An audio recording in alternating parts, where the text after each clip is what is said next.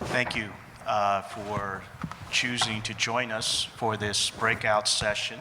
I know there's a lot of competition out there, a lot of great speakers, a lot of compelling topics. We are part of the Foreign Policy National Security theme of CPAC 2016. My name is Jose Cardenas.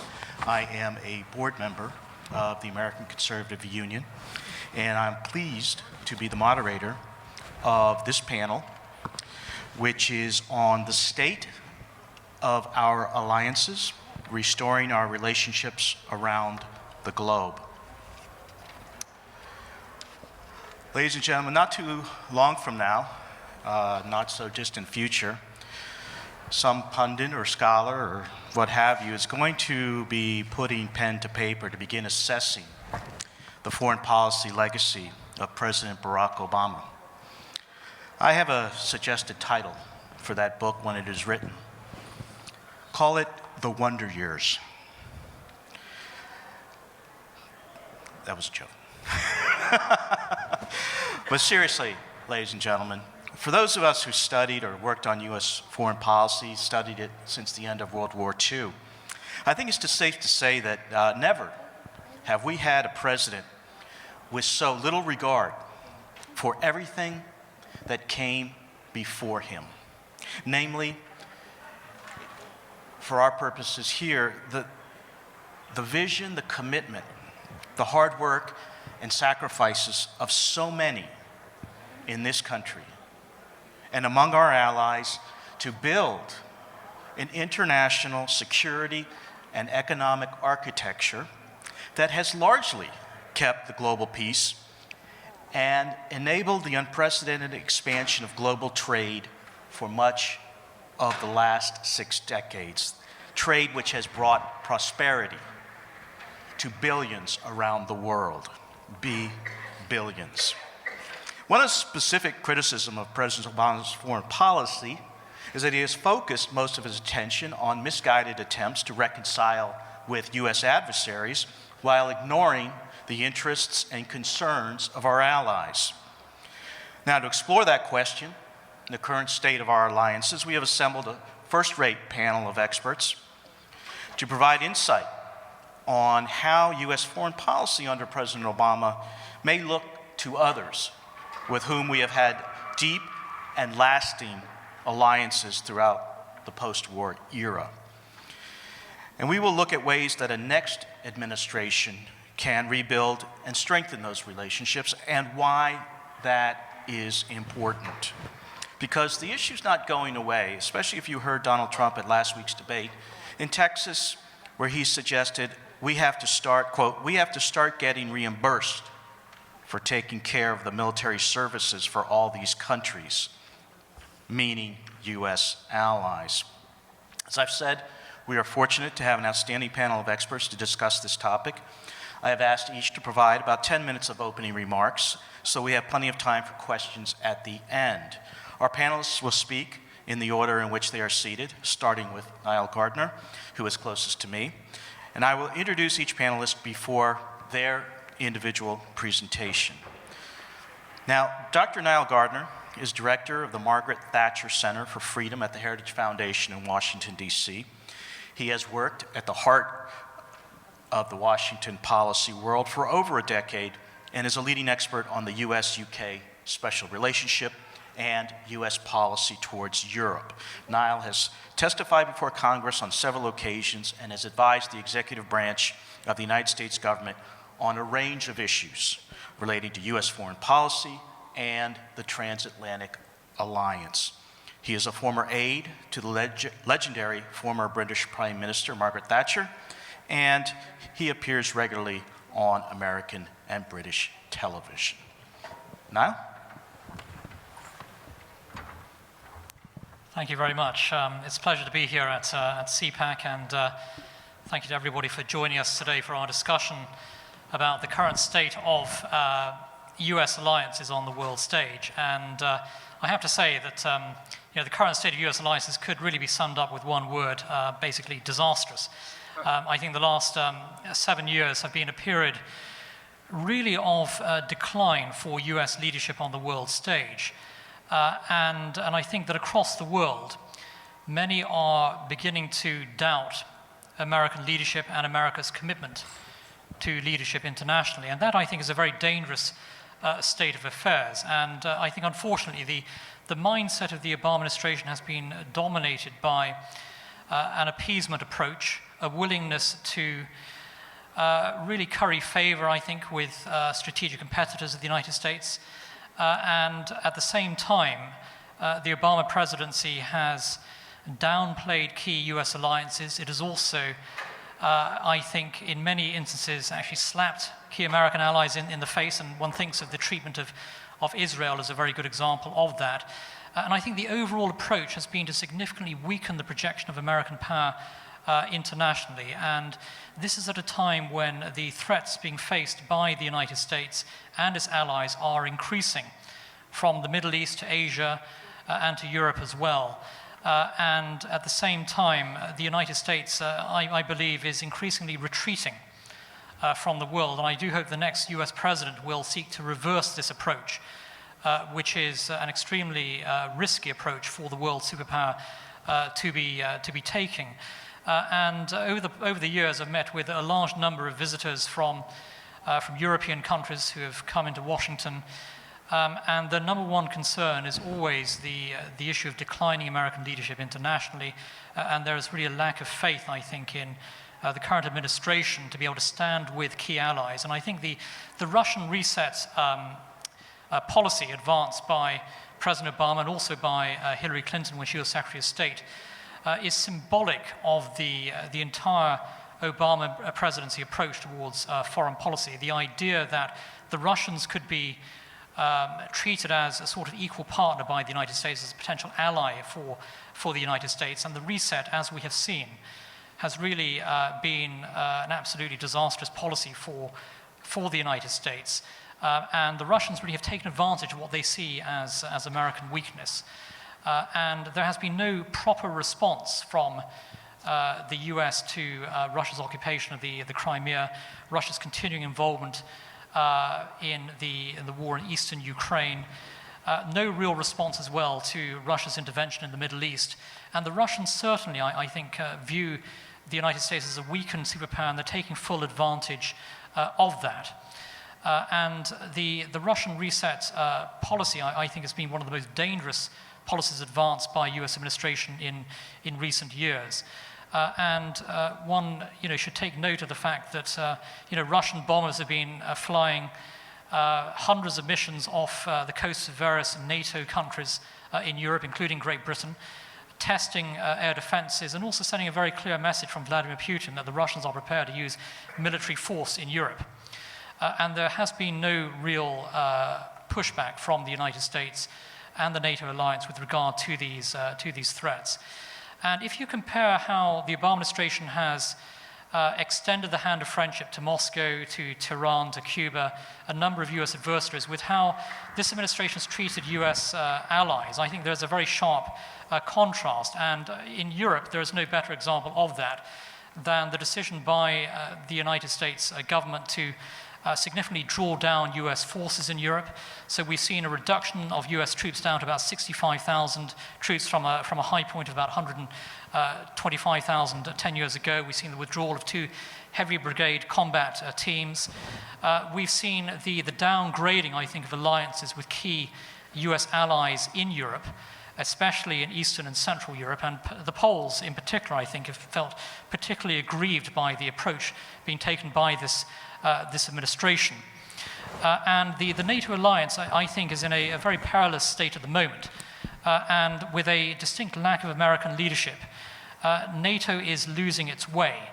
And the Russians certainly are taking full advantage of what they perceive to be a very, very weak and muddled approach by the United States at the head of the NATO alliance. And I think that we should certainly take note of the fact that the Russians, through their intervention in the Middle East, are directly stoking the refugee problem in Europe, which is the number one problem being faced by European governments at this time. And NATO's Supreme Commander, General Philip Breedlove, earlier this week commented that the Russians were basically weaponizing refugees heading towards Europe through its intervention in Syria. And ISIS is taking full advantage of the refugee flow heading into Europe. And this poses a major security threat, not only for Europe, but also for the United States as well. At the same time, the Russians are signing a number of arms deals with the Iranian regime, taking full advantage of the Iran nuclear deal, which of course it fully backed as well. So we have seen the emboldening of America's enemies across the world, and Iran is a perfect example of that. And instead of focusing upon strengthening alliances with key US allies in Europe, we have seen the United States focusing upon building and trying to strengthen the European project in Europe, the idea of a supranational Europe, instead of actually reaching out to individual European nation states. And the European project, the idea of a European superstate, I think, as Margaret Thatcher once described it, is perhaps the greatest folly of the modern era as it applies to Europe. And this obsession on the part of the Obama administration with cultivating the European project instead of individual nation states, I think, has been a very dangerous approach. We've also seen the downgrading of the special relationship with Great Britain. Great Britain remains, I think, by far America's most important friend and ally on the international stage.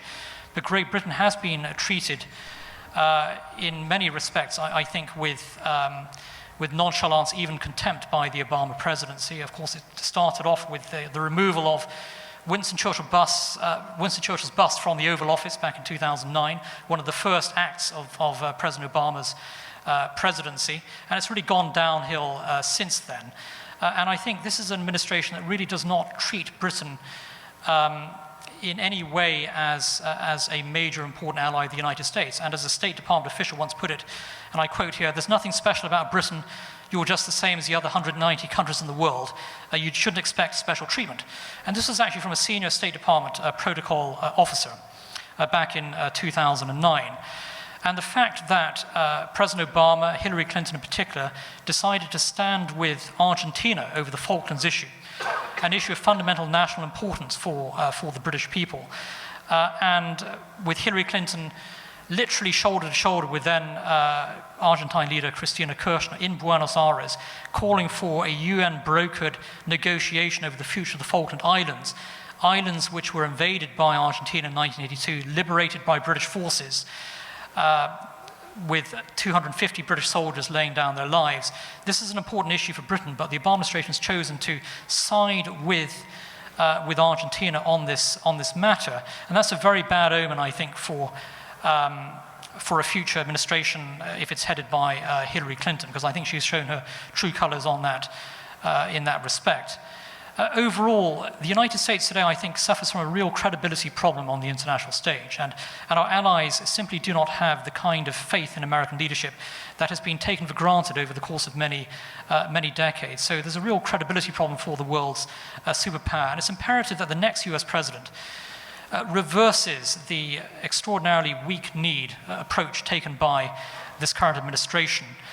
It's important that the next president rebuilds the Anglo-American special relationship, rebuilds the alliance with Israel. I think we're going to be hearing a lot more about that shortly.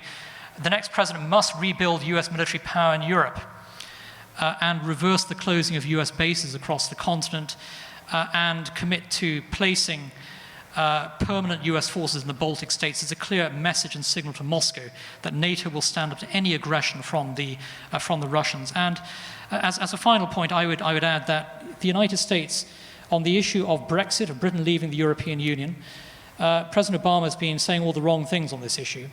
The United States, I do not believe, has an interest in supporting continuing British membership of the European Union. The United States should stand on the side of national sovereignty and self-determination. And if indeed Britain leaves the European Union on June 23rd, when the referendum is held, the United States should ensure that the Anglo-American special relationship is deeply strengthened and that the US signs or negotiates a free trade agreement with Great Britain and ensures that the US-UK special relationship is greatly strengthened for decades to come. But thank you very much for joining us today. I'd like to hand over to my colleagues. Thank you, Niall. Very stark portrait of where we stand vis-a-vis our allies in Europe. Our next speaker is Jeff Balaban. He is a senior fellow at the ACU's Center for Statesmanship and Diplomacy. Jeff is also CEO of B2 Strategic and chairman of the Iron Dome Alliance. He was formerly a senior vice president at CBS News and Republican counsel to the U.S. Senate Commerce Committee. Jeff has also been named one of the 50 most influential Jews in America, and he is going to focus his remarks a bit on U.S. relations with Israel and in the broader Middle East. Jeff? Thank you.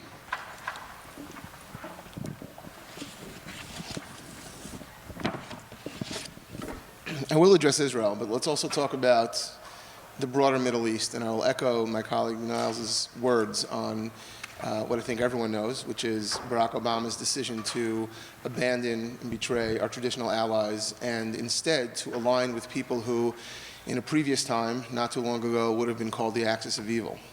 We unfortunately have associated with them. There are currently two big conflicts in the Middle East, and the Arab-Israeli conflict is not one of them. There are the internal struggle within Sunni Islam, which pits radicals who seek a united Sunni empire, like ISIS, the Muslim Brotherhood, Al-Qaeda, etc., versus the status quo Sunni states, our traditional allies, if not necessarily our closest friends.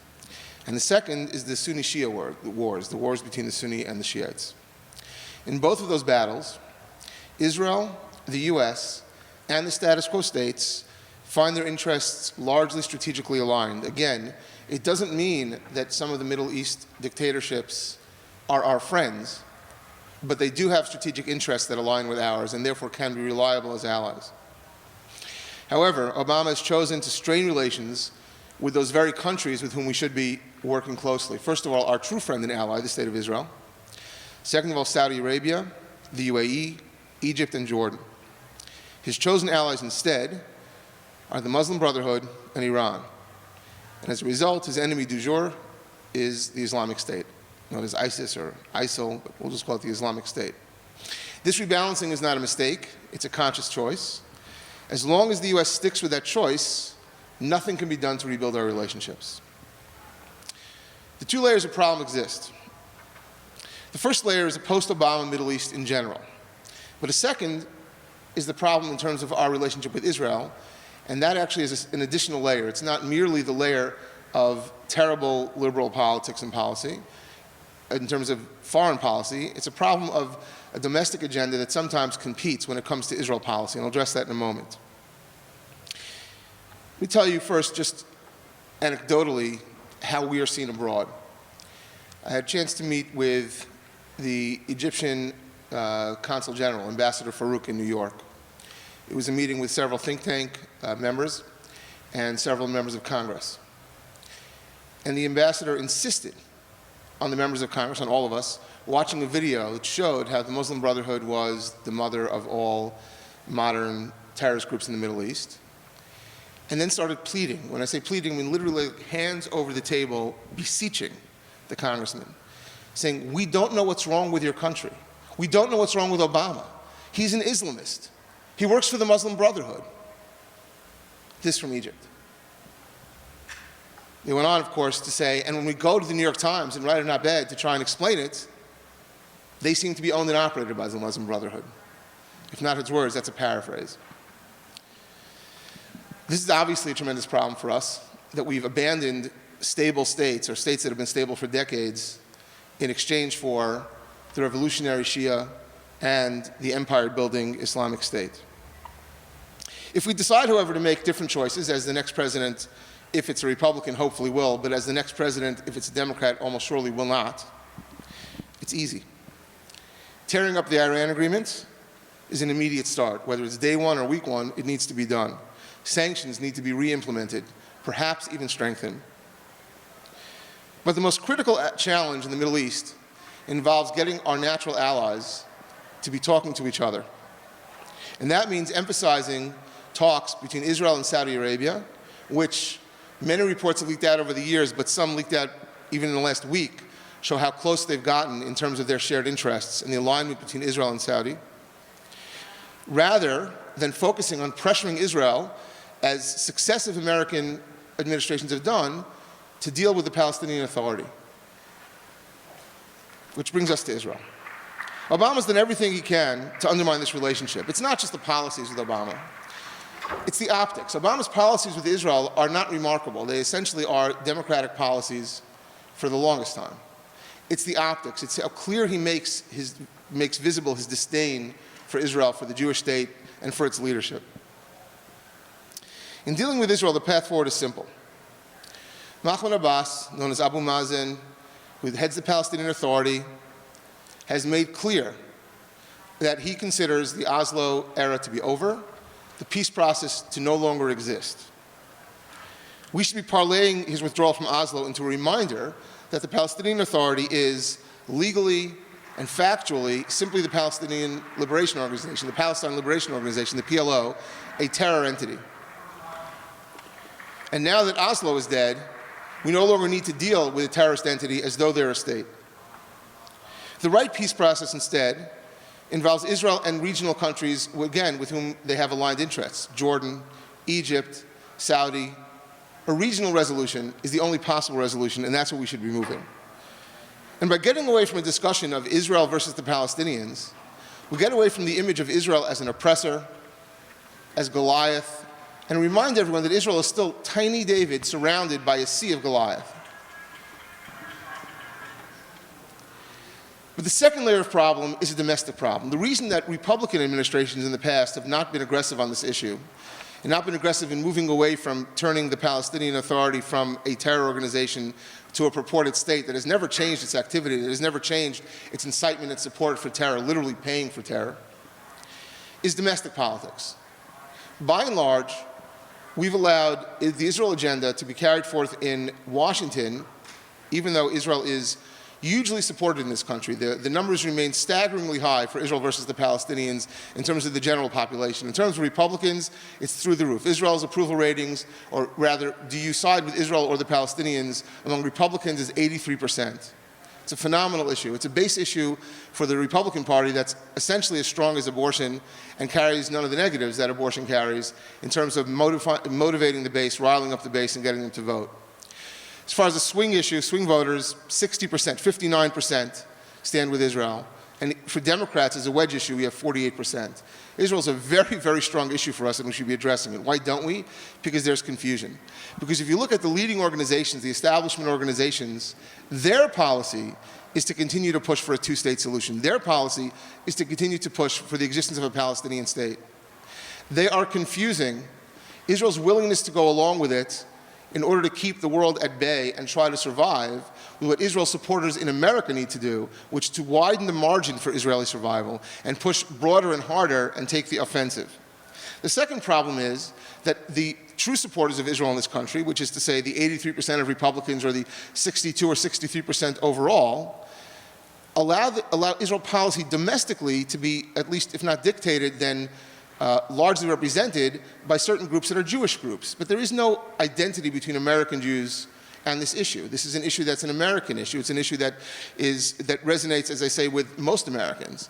And we shouldn't be listening to groups that have a whole series of other agenda items. These groups are not specifically built around Israel. They're built around a host of domestic agenda items, which lead them to want to be closer to the democratic side of things. And in terms of keeping the faith with their democratic friends and allies, they push for lowest common denominator. And so, one thing which we're pushing for at the Iron Dome Alliance is to change something very simple going forward, which will reorient our alliances. Right now, the two parties have essentially the identical platform. Democrats and Republicans, their platforms both agree that there needs to be that a two-state solution is the path forward, the creation of a Palestinian state. It's an absurdity. The Palestinians have walked away from it. The Israelis certainly don't support it anymore. And there's no reason we should be trying to force Israel to do this. Instead, the GOP at least, and even the Democrats, should be changing our platform not to demanding the creation of a Palestinian state, but to supporting Israel in its efforts to find peace and encouraging, if not forcing, but certainly putting a thumb on the scale for all the other countries in the Middle East which have an interest in being aligned with us to accept Israel and negotiate and deal with Israel directly. Finally, in terms of Israel specifically, it's time to stop playing defense and start being bold. When the argument is whether or not to boycott or divest from Israel, which has become the popular argument today, Israel can only lose. Even when we pass legislation that fights BDS, we haven't advanced anything. We've simply held the bad guys at bay. We need to go on the offensive. And to see how to go on the offensive, we take a look at what our enemies have done. In 2000, Yasser Arafat started talking about what's called temple denial. He said there was never any Jewish temple, let alone two, in Jerusalem. Jerusalem was never a Jewish town, Jewish city, certainly not the capital of a Jewish state or a Jewish commonwealth. And it sounded absurd when he said it. Of course, everyone knows there were two temples there. The world has known this for thousands of years. And yet 15 years after he made these outrageous statements, which sounded maniacal, they're echoed by the New York Times in an article this past year about controversy of various claims, Jewish claims, as though there was some legitimate controversy over facts on the ground. And UNESCO sought to declare the Western Wall, perhaps the most Jewishly identified site in history, as a Muslim holy site. BDS was a movement that started by saying that Israel, a very liberal democracy, is an apartheid genocidal state. An absurdity, except that's now the current level of discourse among parliamentarians in Europe and academics in the United States. J Street, which is a Democratic front group, started redesigning or redefining Zionism and pro-Israelism as its exact opposite. It was laughed at, and now, of course, just a few years later, it's considered mainstream. This is what we need to do, ladies and gentlemen. We must go on the offensive. Whoever takes the White House, if it's a Republican, has to strip away years of abuse from the Obama administration, and in terms of Israel, move forward directly with what America knows to be in America's interest and Israel's interest, and set away from all these myths that have been holding us back. Thank you.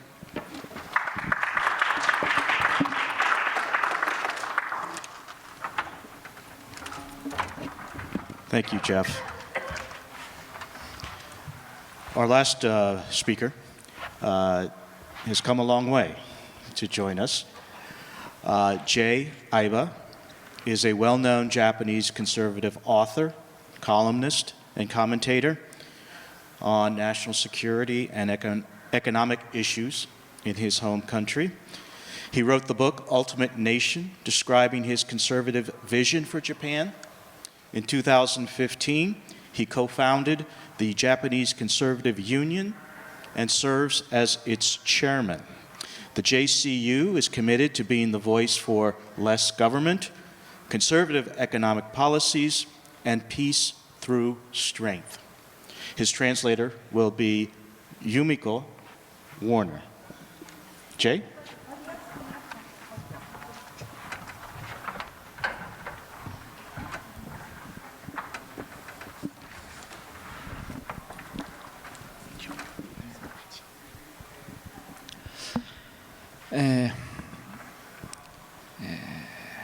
Good afternoon, fellow conservatives.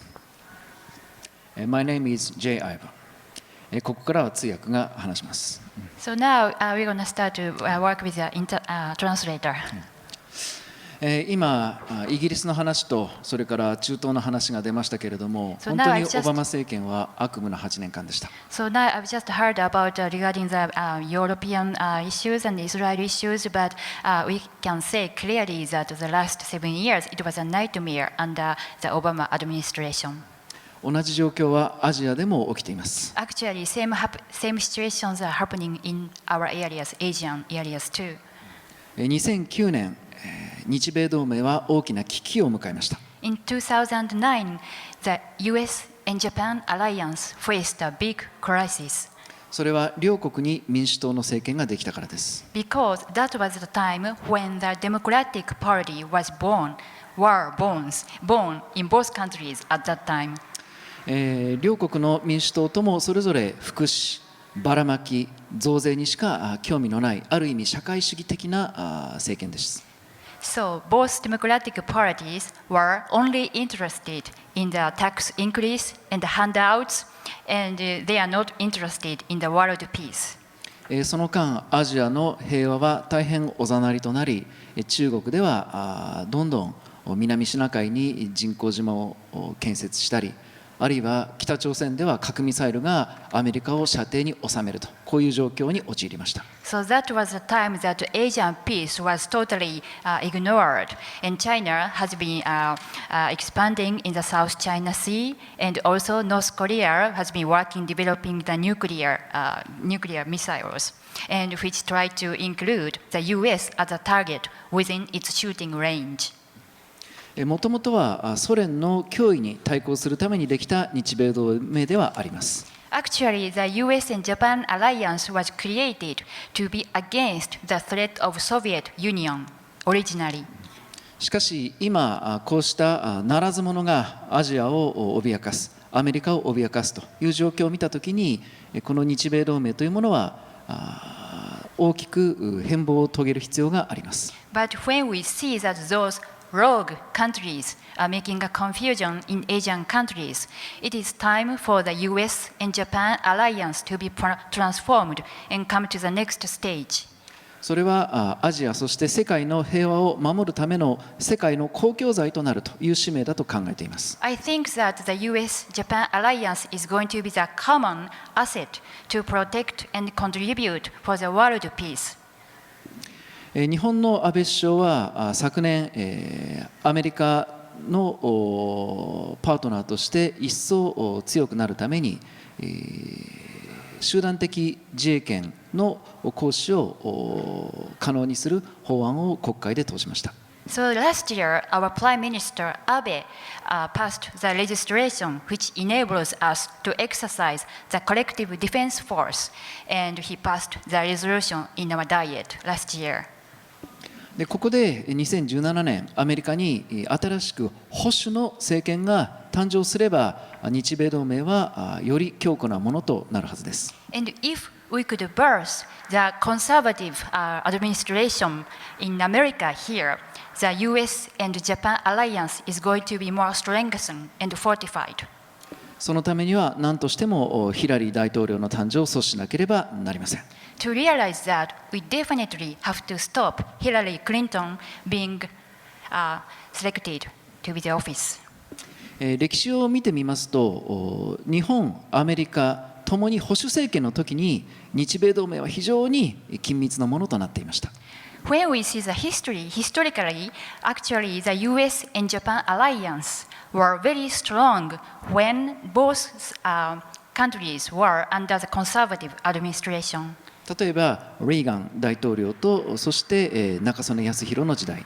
For example, there was a time when President Ronald Reagan and Prime Minister Yasuhiro Nakasone in Japan. そしてブッシュ大統領と小泉首相の時代です。And also another time was when the George W. Bush and Junichiro Koizumi Prime Minister in Japan.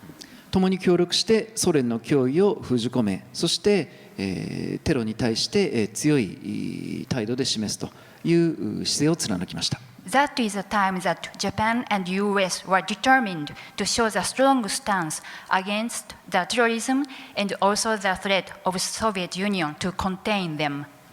もともと自由主義と民主主義の国同士の首脳であるからこそ生まれた同盟であり、うまくいくのは当然のことですが、So it is natural that these leaders are coming from the countries which value the freedom and democracy. So this partnership should be able to be going along well.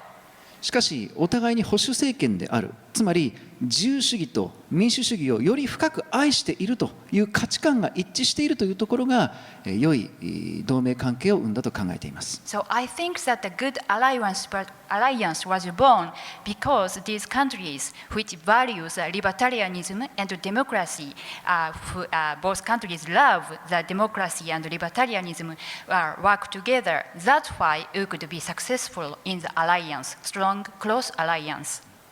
やはり価値観が一致するというのは非常に大事なことだと考えています。So I think it's very crucial that we share the same values. そのために私たちは2015年 JCU を立ち上げました。To do that, so with that idea in my mind, we established JCU, Japanese Conservative Union, in 2015.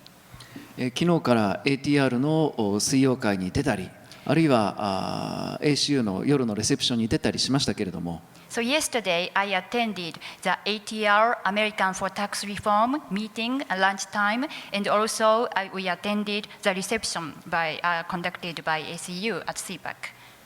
こういう組織ができることを何十年も待ってたよと多くの有識者や議員たちから言われました。So that many people approached me, and many congressmen and informed people came to me saying, "This is the organization I've been waiting for, seeing this organization to be launched for years, for more than decades." 2017年以降の保守政権、日米ともに連携しながら対話とそして戦略的提携を一層強固なものにしていくために JCU は頑張っていきたいと思っています。So JCU is ready to commit, to have a strong commitment, to have a strategic discussion and close dialogue between the conservative administration between our countries. So we are going to do all our best. 貴重な話は以上とします。ありがとうございました。Thank you very much. That's all for my open statement. Thank you very much.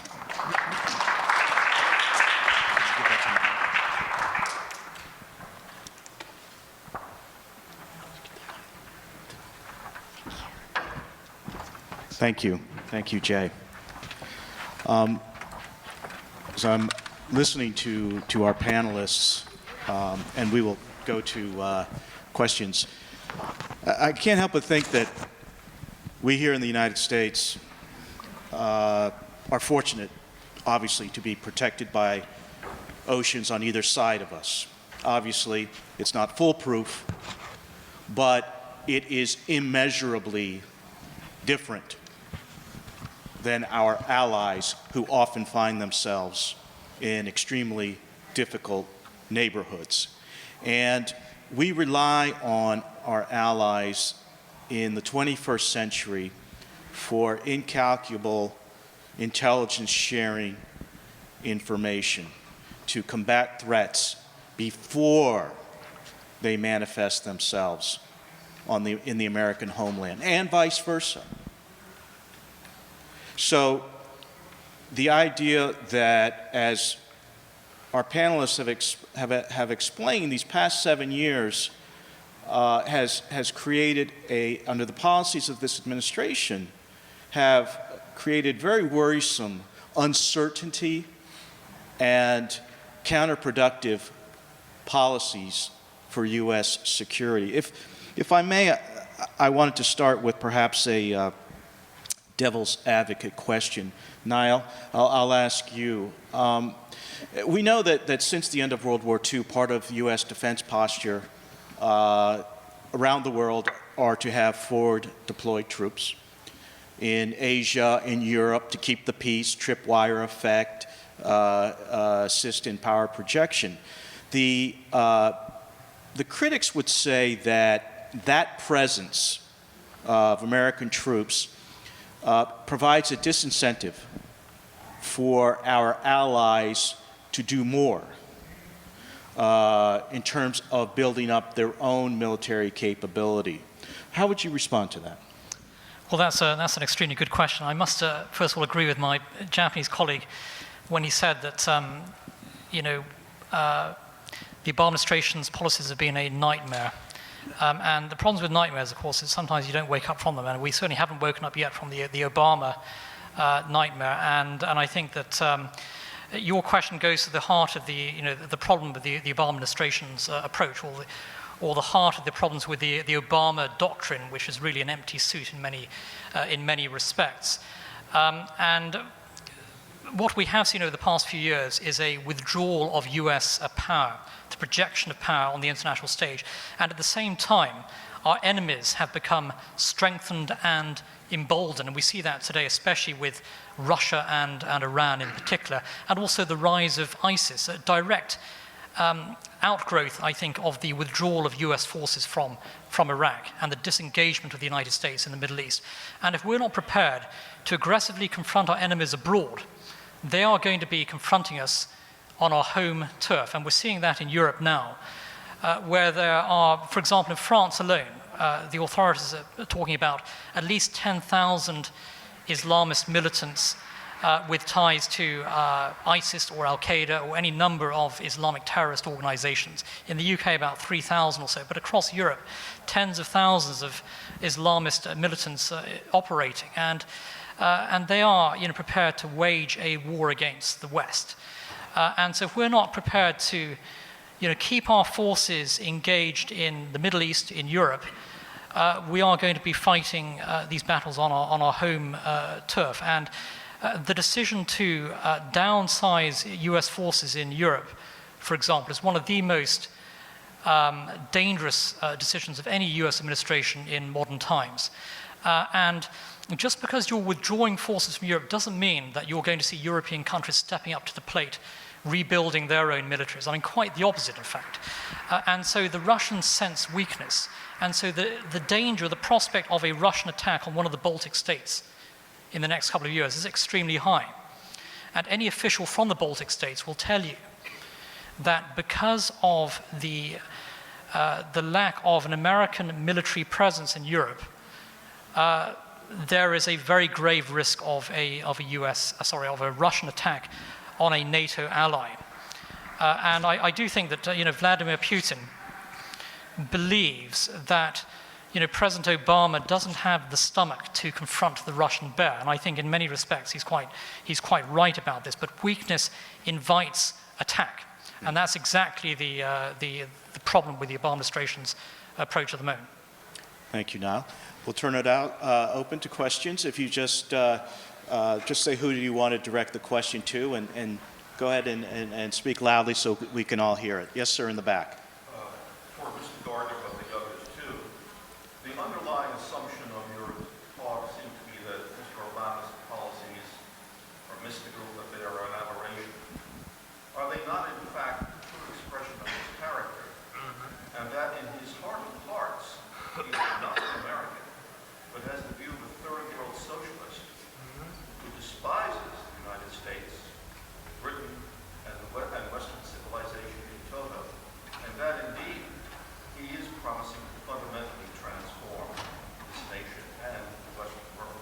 That is not an accident, but deliberate. Jeff, you have any comment? Well, I actually said that directly. I agree with you that this is not in any way accidental. This is deliberate. The question, I guess, if I'll just repeat, if people heard, was whether what Obama's policies are, we'll agree they're terrible. Are they somehow an accident or an extension of where he stands on everything? And they do. It is where he stands on everything. I forget if it was you, Jose, or you, Niall, who mentioned the comment about Britain being one of 190 countries. His view is that the United States is one of 190 countries, and he leads it, but he's preferred that it not be a global superpower in any way, shape, or form. That view is not just not an outlier for Barack Obama himself and all of his policies, domestic and foreign. That view is not an outlier for what now controls the Democratic Party. I mean, if you looked at the first Democratic debate, there was one person on the stage, Jim Webb, who arguably could have represented the Harry Truman wing of the party. There was zero support for him. There is no support in the Democratic Party at all anymore for any leadership that puts the United States as a superpower, that the United States stands for its allies, and project its power around the world. So this is not really symptomatic of Obama's overall worldview. It's symptomatic of a worldview of a Democratic Party. And if you see that it's tilted left, again, after the debates, you heard people embracing the name socialist, the title socialist. That party has completely collapsed on everything that it means to be an American. And so naturally, it extends to foreign policy. Yes, sir. Yes, at the beginning, the transition between the Bush administration and the Obama administration, I got the distinct impression that most of the people from around the world were disenchanted, to say the least, with President Bush and his foreign policies, and they were somewhere between excited and thrilled with what was to come with the Obama administration. So 7 years later, I understand that you individuals understand that there's some problems, but what do the rest of the people in the world think now, 7 years later, that they got what they were hoping for? What do they think now? That's a very good question. Yes, an excellent question, actually. How does the world perceive the United States today, 7 years into the Obama presidency? And when President Obama, when Barack Obama went into the White House, I think, across the world, if you look at opinion polls, Obama had incredibly high approval ratings. And he relished those high approval ratings because for Obama, more important than American leadership is being perceived to be popular. But as we've seen over the past few years, not only has American leadership been thrown out of the window, but also the perception of the United States as a friend and as an ally has significantly diminished. And one only has to chat with a London taxi driver, for example, about his views on President Obama to get a sense of how far his star has fallen in Europe. And it's the same across the European continent. I suspect it's the same in Japan, across Asia, many parts of the Middle East. And I think that with President Bush, he wasn't very popular across the world. I mean, he wasn't going to win American Idol on the international stage. However, President Bush was feared. He was respected. And I think America's allies trusted the US president. I think he was a man of his word. Whereas with President Obama, I don't think he's really trusted by America's friends and allies. He's viewed really as a very lightweight leader. And when President Obama says something, it doesn't really carry a lot of currency on the international stage. And so not only have we seen I think the collapse of American leadership, but also a real collapse of trust actually in the United States. And that is extremely damaging. It will take many years to repair that. It's interesting. Niall, you mentioned trust and the word of the United States president. And I always go back to the end of World War II because basically the 60, 70 years since, because basically so much was built from there. The word of the United States was never bestowed by acclamation. It was earned. And it was earned, and the price of that was the blood of hundreds of thousands of Americans that have paid the ultimate price in defense of our country. And to see that word devalued, and in 7 years, it's taken only 7 years to undo, it shows how fragile that is. In 7 years, taken to undo what this country accomplished in world wars and its foreign policy in the past 7 decades. So that fragility. I wanted to ask Jay, from a Japanese perspective, as the gentleman noted, when President Obama was elected, there was a wave of euphoria around the world. 7 years later, in the case of Japan, you now find yourself in a situation where a resurgent China is beginning to throw its military weight around the South China Sea and affecting the security interests of not only Japan, but other US allies in the region. Could you speak to that a bit? How does it look 7 years later to the Japanese people?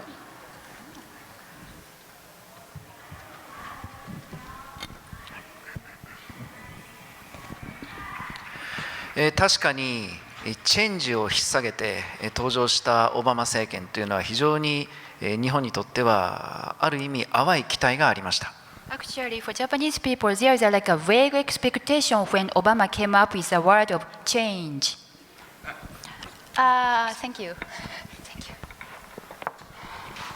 you. しかし彼がこの7年間やったことというのはまず中国との関係においてアメリカと中国の G2 という関係を引っ提げてそれを外交政策のアジア政策の要にしようとしました。But actually, what Obama administration has done the last 7 years is he's saying that he's going to empower and value the relations between China and the US by saying G2 concept. That was been the core. He tried to make it as a core of his foreign policy. そして2013年には確か中国側が新たな大型関係という二国間の関係を提示したときにもそれを明確に否定することをオバマはしませんでした。And actually, in 2013, I remember when China declared that let's have that new two big powers relations. And when Obama heard that, he didn't deny that.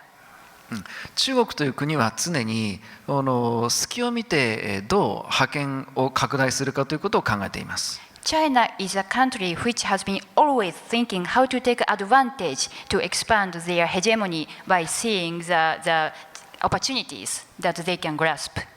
このアメリカは舐めてかかれるなと中国共産党は考えたわけです。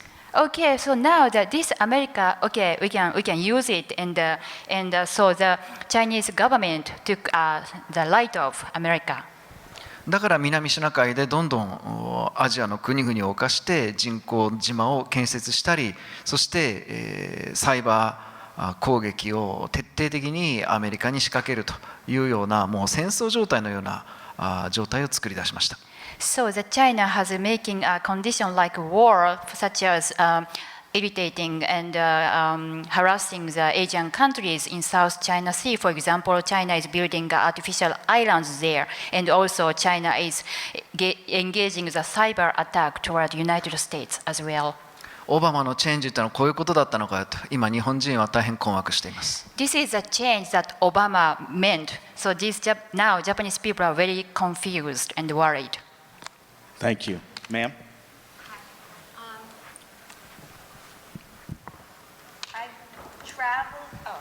I've traveled a bit, and I go to a lot of these talks, and I hear the same foreign policy storyline from the representatives of the same countries over and over. And I remember my faith in that being shaken a bit when in the presidential debates with George Bush, and they were talking about Iraq, and he said, well, Poland's an ally. And, my question is about mainland Europe. I don't see any representatives of mainland Europe on the stage here, despite two of the more influential world leaders being leaders of mainland European states. How secure are our relationships with people we take for granted as allies, particularly within mainland Europe? Yeah, I'll answer that question. And you mentioned Poland, which is an increasingly important country in Europe. It has close to 40 million people. It's America's most important ally in Eastern Europe. And I think that Poland is an example of an ally that has been treated appallingly, actually, by the Obama administration. And it began with the cancellation of the third site missile defenses planned for Poland and the Czech Republic. And since then it's really been downhill in many respects. And I recall a visit by President Obama to Poland in 2012, where he was giving an award, I believe, to a Polish war hero. And President Obama, in his remarks, spoke about Polish death camps in World War II. And that remark, with good reason, caused outrage in Poland, was condemned by the Polish government. In fact, the foreign secretary at the time, Radek Sikorski, who used to work here in Washington, condemned the remarks as an outrage. And instead of referring to Nazi death camps, he called them Polish death camps in Poland. And that's an example, really, it's symbolic of a wider problem with this administration. They simply don't care. The president makes these remarks without even his really thinking about them or his staff thinking about them, and they cause tremendous unhappiness in Poland. And I think that it's just a symptom of a wider problem in terms of this administration's approach. And for the Poles, the Russian threat is incredibly real, and they are deeply concerned about Russian aggression with very, very good reason, for historical reasons. And yet this administration really hasn't taken Polish concerns very seriously. The Obama administration recently launched what is known, I think, as the European Reassurance Initiative.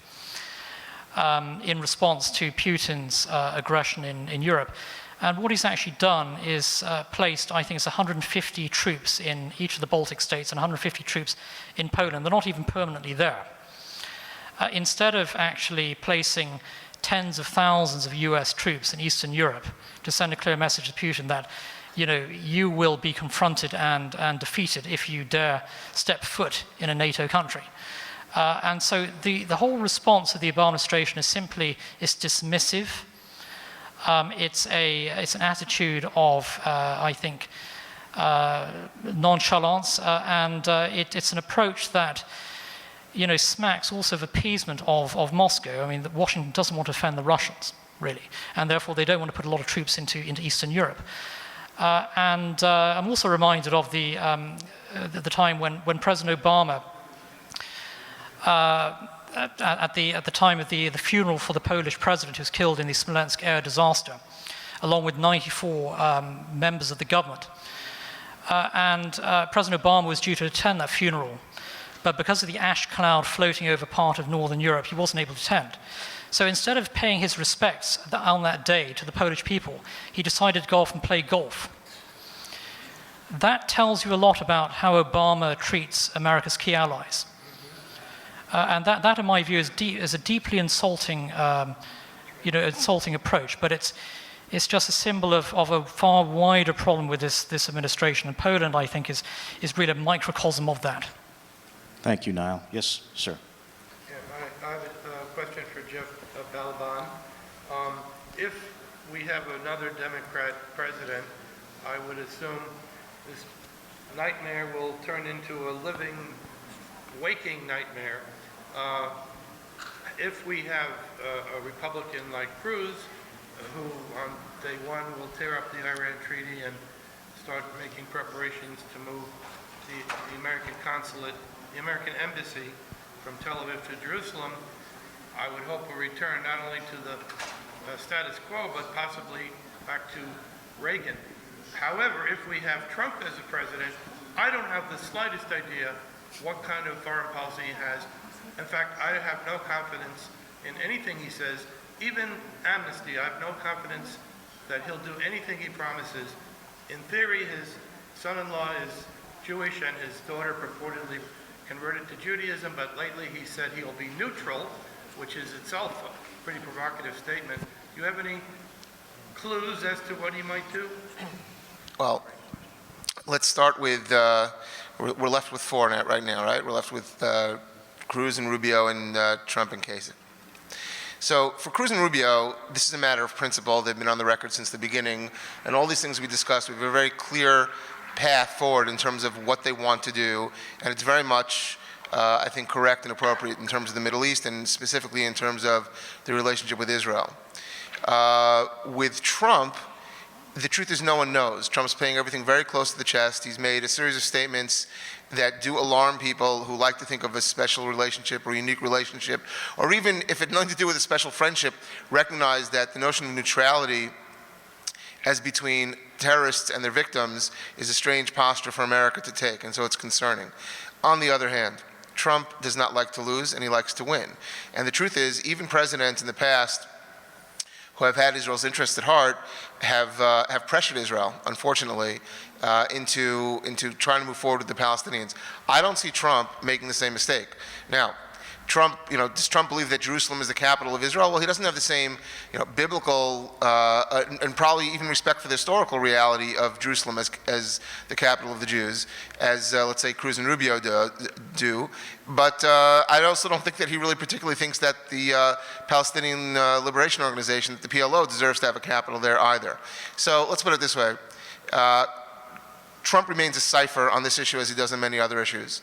But I don't see him, even in terms of what I was discussing before, in terms of which parties sit at the table, it's hard to imagine Trump being willing to have his name attached to a process in which it's the Palestinian Authority sitting opposite the Israelis, because that's just something which is a perennial loser. He doesn't want to be a perennial loser. The last guy, is John Kasich, and the truth is, my problem with him is not so much as a cipher, but a little bit of likely to take the hint from the American domestic groups and American domestic view of policy, which still lags behind what Israel truly wants and needs, which is to walk away from this two-state solution altogether, to walk away from the notion of a Palestinian state in Judea and Samaria altogether. And I don't know how strong he'd be on pushing that. But the short answer about Trump, which is really what your question was, is we don't know yet. Let's put it this way. As between him and Hillary Clinton or Bernie Sanders, it is clear to me that we have a much better gamble with him than we do. We know exactly what Hillary and Bernie would do, and they would presumably, well, not presumably, they would put forth the Obama agenda, perhaps even with greater strength than he did. Thank you, Jeff. We have time for one more. This young lady had her hand up earlier. I just wanted to ask, if our goal is world peace, then why isn't increased diplomacy and communication with former enemies like Cuba and Iran a sign of progress? If I could respond to that question. I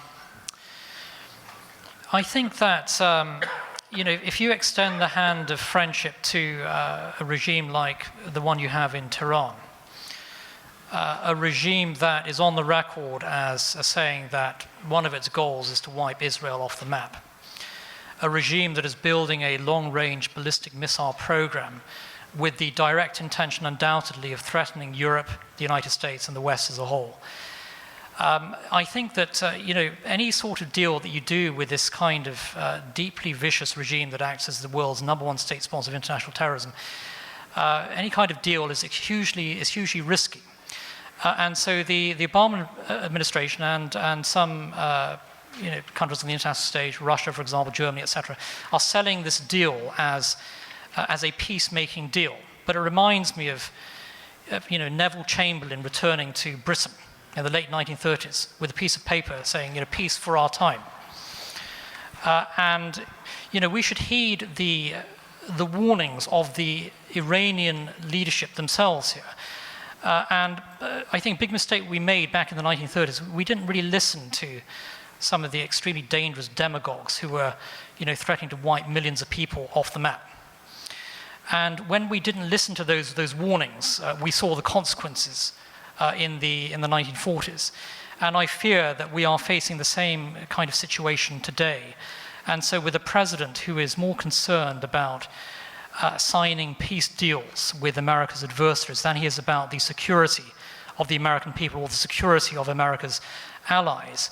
And this Iran deal, I'm in no doubt, is the most dangerous agreement that's been signed in many, many decades, and we will reap the whirlwind of this deal. And you can be sure that Iran is going to invest every cent of that $150 billion that's just been released in advancing its missile program, its defenses, and in supporting international terrorism. And already they're spending $8 billion in an arms deal with Russia. The Russians are supplying highly sophisticated combat aircraft to be used to defend Iran's nuclear facilities when those facilities come to full fruition. And let's be under no illusions with Iran's long-term intentions. And the same goes, I think, for a number of adversaries that the United States is facing on the international stage. But when you project weakness in the face of evil, we are going to have to pay the consequences for that in later years, or future generations will pay for that weakness. And unfortunately, I think that is the situation today with the entire Obama doctrine and approach. If I could just add to Niall's comments, which I 100% agree with, is that there's nothing wrong with negotiating with your enemies. After all, Ronald Reagan negotiated with the Soviet Union. The question is doing it from a position of strength. And Ronald Reagan sat down with Mikhail Gorbachev once the premier stopped dying on him. He sat down with Gorbachev only after the United States went on a massive military buildup. And so he was negotiating with Gorbachev from a position of strength. And I think the problem with President Obama is he does not understand the nature of power, and he does not understand the nature of particularly United States power and how to use it at the negotiating table. So I think that's the key difference. Not that we are negotiating with our enemies, but we are doing it in such an inept manner. Now, any final comments?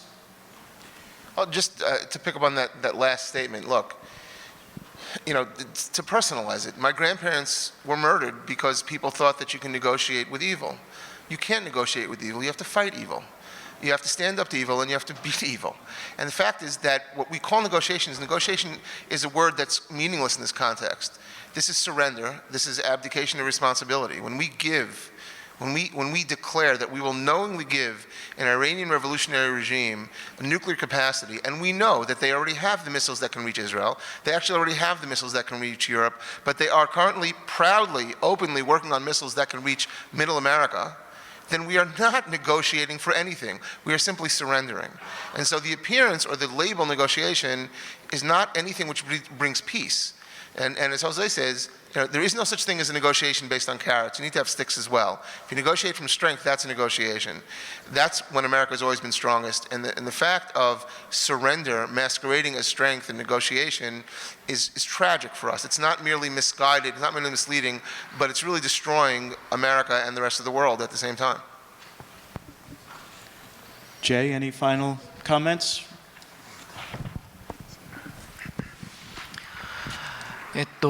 交渉の大切さについては、今、日本はですね、ようやく重い腰を上げたところだと思います。And actually, thinking about how important the strength of negotiation is, Japanese people are finally started to be serious about it.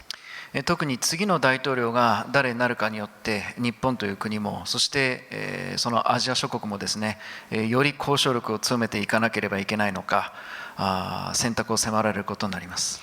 Really depending on the next president to be elected in this country, so whether Japan and other Asian countries are going to increase, empower our negotiation strength, or how we are going to go ahead. So this next presidential election is a very big matter for us as well. できれば今日のパネリストの皆さんがおっしゃったように本当に強いアメリカが復活することを心から願うばかりですと。So as the panelists on this stage today said, so I really wish that the strong America will be revived and come back again for us and world. いずれにせよ世界はどんどん戦争の時代それから紛争の時代が激化することは避けられないと思います。I think we cannot avoid, the whole world cannot avoid to having more conflicts and wars. 価値観を共にする国同士が強い連携を強化するというのはとても大事ですし、こういうパネルの機会がこれからも増えることを期待します。I think it's very crucial for the countries with the same values and whom we can share the same values to be connected and tied strongly and collaborating closely. And also the panel discussion like today are going to be happening more frequently. I really wish that. Thank you. Thank you. Thank you. Listen, I'm afraid we're going to have to close the session. Obviously, we could go on and on and on. It's a very compelling topic. It's a timely topic. I hope that one of the takeaways from Niall, Jeff, and Jay's comments is that U.S. alliances are not one-way streets. We have a grand strategic bargain with our friends around the world. They help to keep us safe. We help to keep them safe. The word of the United States is supposed to be unimpeachable. If not, countries in very, very difficult situations, more difficult than ours, are going to be cutting their own deals. And we're going to lose an incredible forward operating intelligence gathering source that works for our benefit and the safety of our own cities. So with that, ladies and gentlemen, please join me for a round of applause for our panelists. And thank you for attending.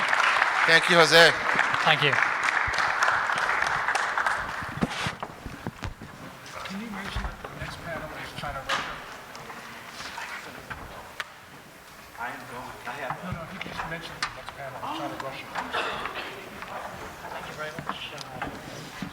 Ladies and gentlemen, in this room, we're going to be continuing to discuss Russia and China.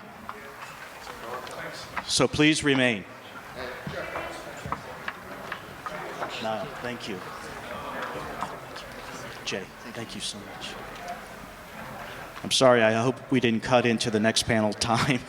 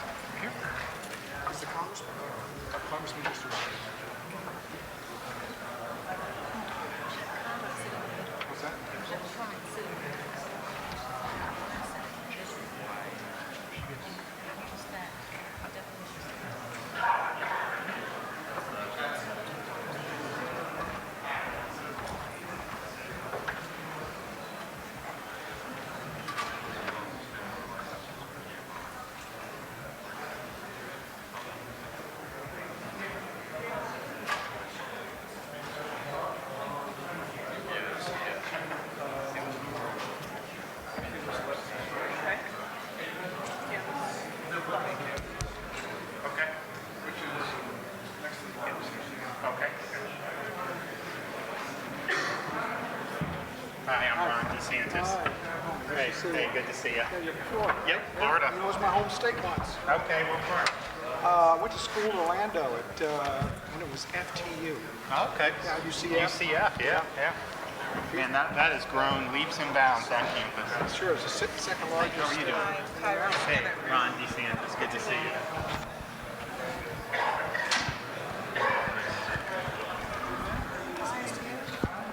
Are you back at? I'm back in Heritage, but I'm not in the UP slot.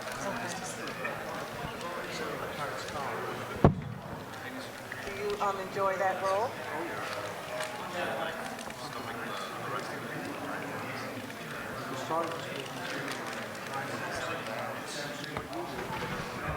If everyone can take a seat, we'll start in about 2 or 3 minutes.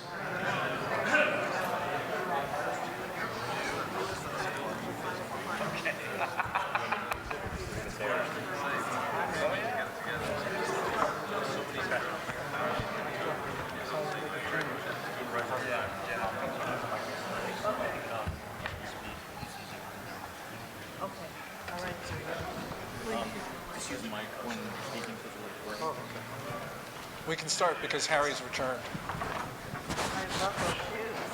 Oh, thank you. Yeah, that's good stuff.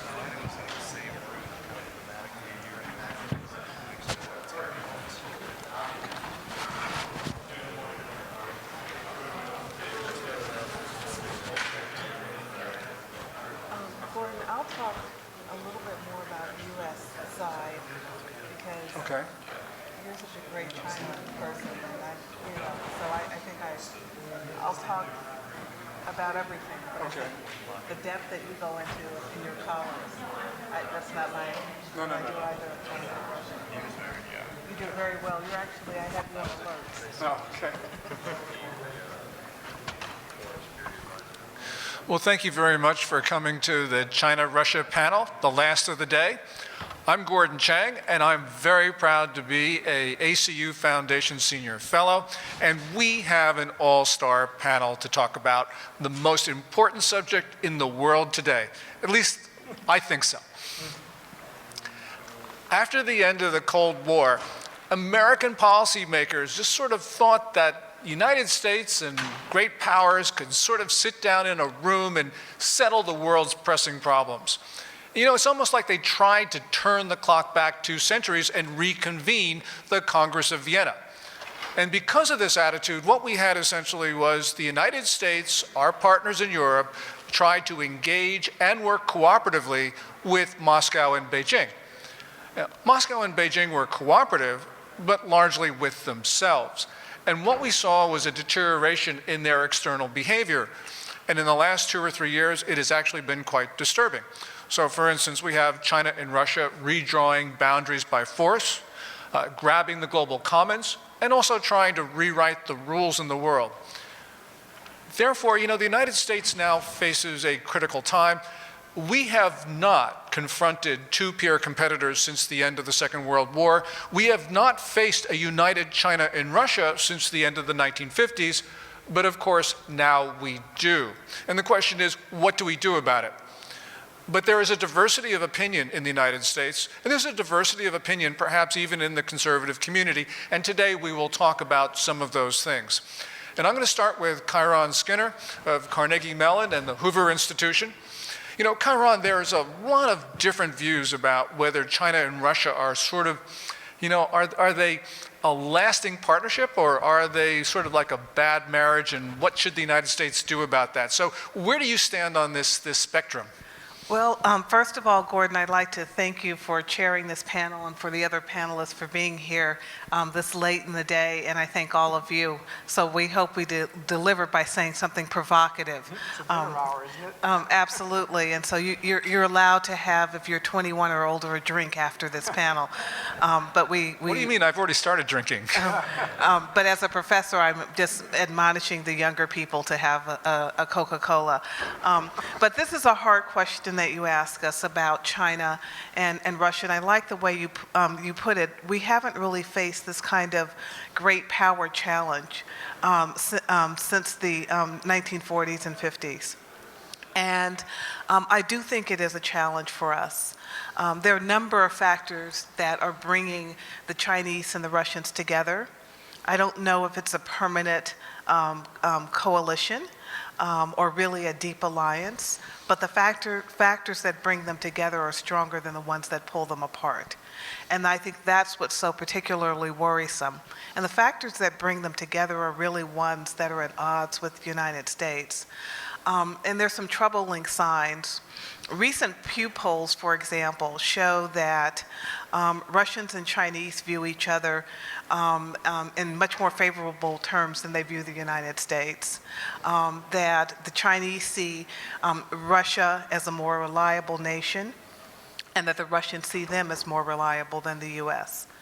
And we're seeing unfavorable polls against President Obama, that the Russians have a higher view now, which is something almost unimaginable maybe 20 years or so ago, have a higher view of the Chinese leadership, of the Chinese president, than the American president.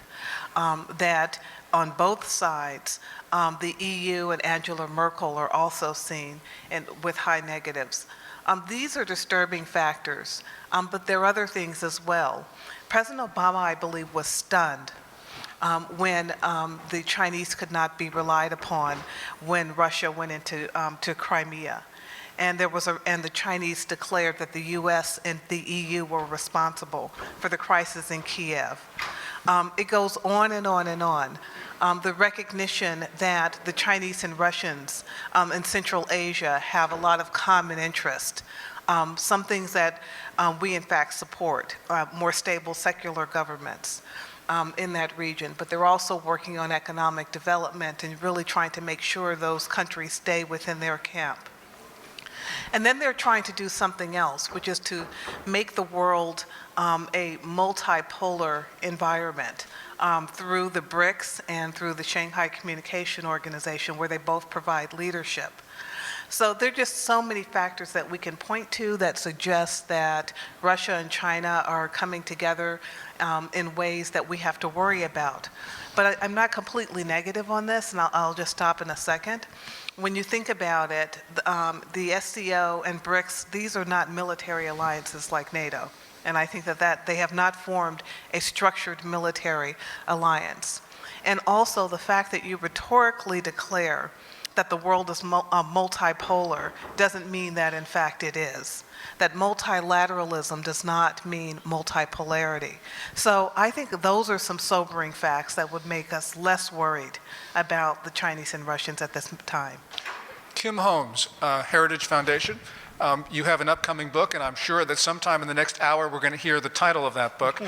But before we get to there, Chiron talked about two things which really grabbed my attention, and that is that both Moscow and Beijing have identified the United States as their principal adversary. But she also talked about how basically China and Russia have a transactional relationship, and it's not maybe as enduring as some people like me fear. So when you think about this, this is interesting in the sense that we now have two very large countries that have identified us as their target. I mean, how are we responding to that in Washington? Well, first of all, I think we have to be clear about the nature of the threat that we face.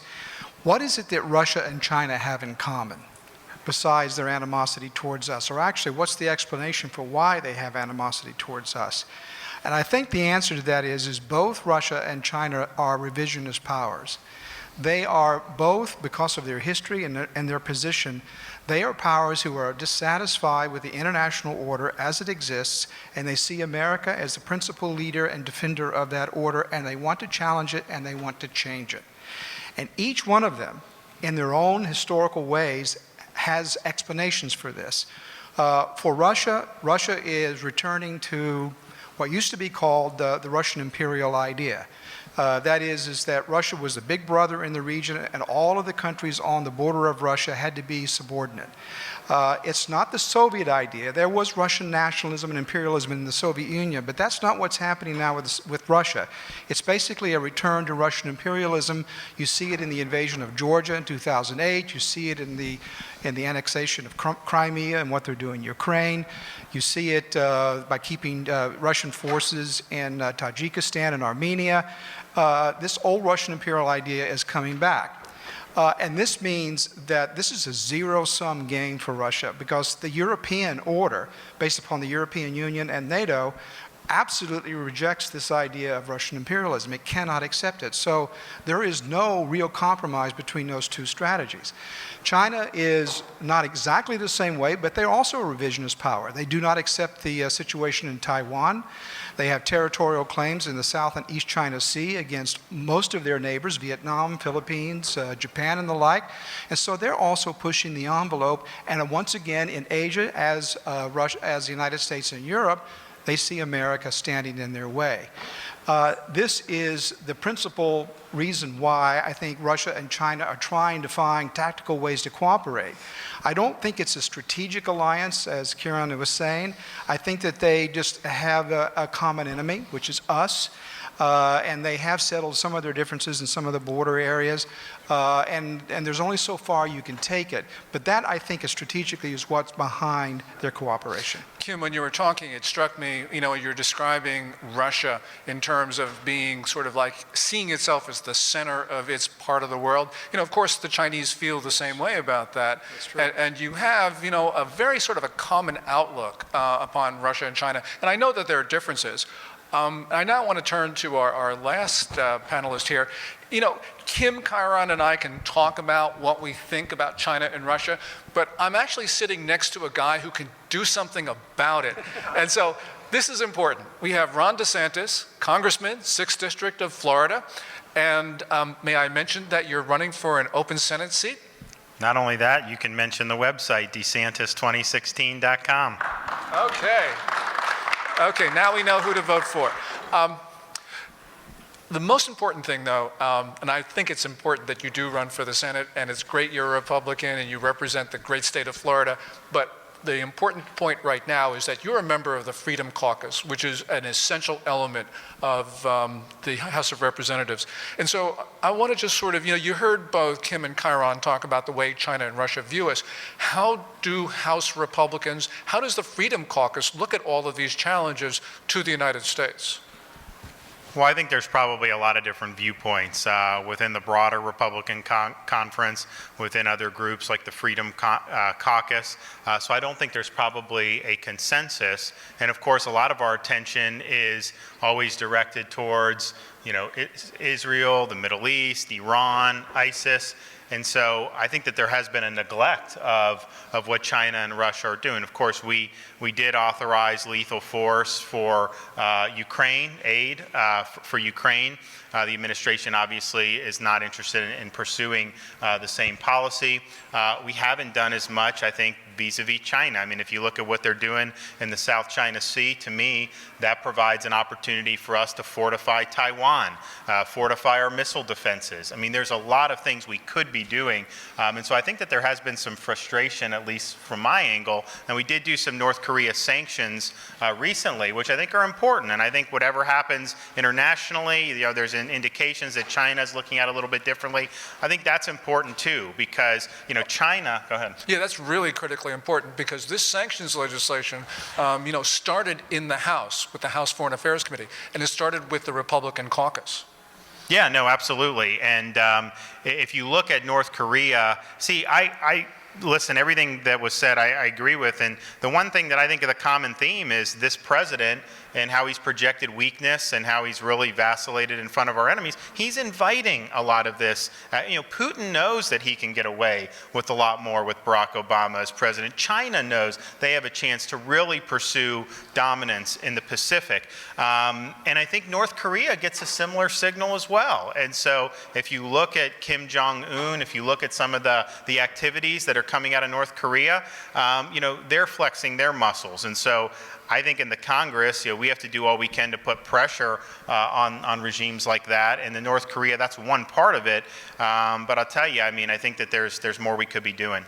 You know, Ron, it's really important you talk about North Korea in the context of this China-Russia discussion because, we often talk about saying we've got an Iran problem, we got a North Korea problem, we got this or that. But, in one sense, we almost have just a China and Russia problem because the Irans, the North Koreas of the world aren't going to be able to challenge the rest of the international community unless they've got big power backing. And that big power backing over the course of decades has come from both Moscow and Beijing, especially the example you mentioned, North Korea. That's a China problem.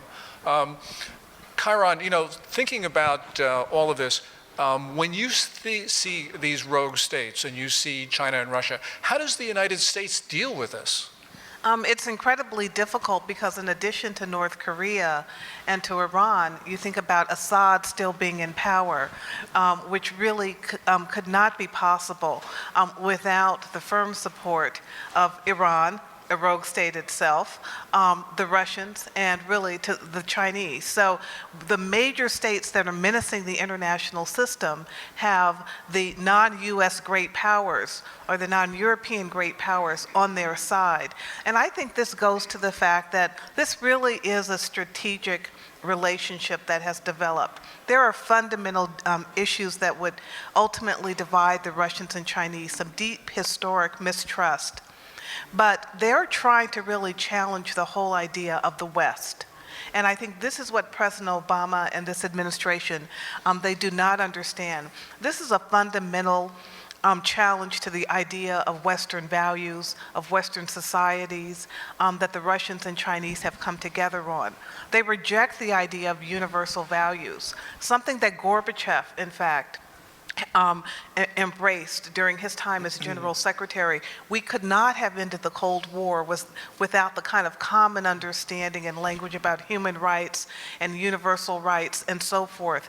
I think we're facing the biggest challenge to Western civilization that we've seen in many, many decades. Well, sitting to your left is a Ronald Reagan Republican, so I would suspect that you would agree with much of what Chiron just said. Wouldn't you think so? Oh, yeah, no, absolutely. And Kim, the Republicans and the conservative community is really very broad on the issue of Russia's challenge.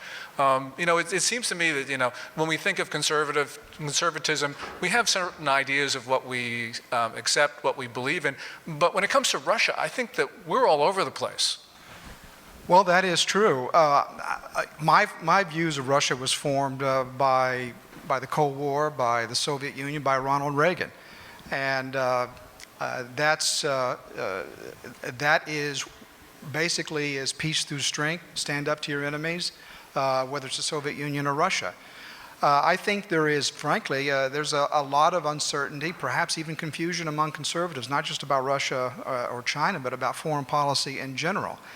There are some conservatives who think that perhaps we were too hard on Russia. and that's why they respond the way they do. I don't agree with that. We can perhaps discuss that during the Q&A about why that's the case. But I do think that it's really important that conservatives go back to basics when they try to answer the question of what do we do about these threats. And what matters, as Karen says, is American values of freedom and democracy. Number two, peace through strength from Ronald Reagan. We need to stand up and deter our adversaries. And three, we need to keep the faith with our allies. If we do those three things, as conservatives, we'll almost always come out with the right answer. That's terrific. There's a question here I saw. I mean, you know, you mentioned Q&A and then this guy pops up. So what's your question? Thanks for everything, panel. I just wanted to get the panel's thought on two distinct things. One is our allies and their allies, specifically the sort of border states like Belarus or North Korea, and our side, especially in Europe, where there's a bit of attrition. The Russians are sort of making advances within sort of our side, which is slightly worrying, and especially with the issue of Brexit and how that would affect transatlantic relationships.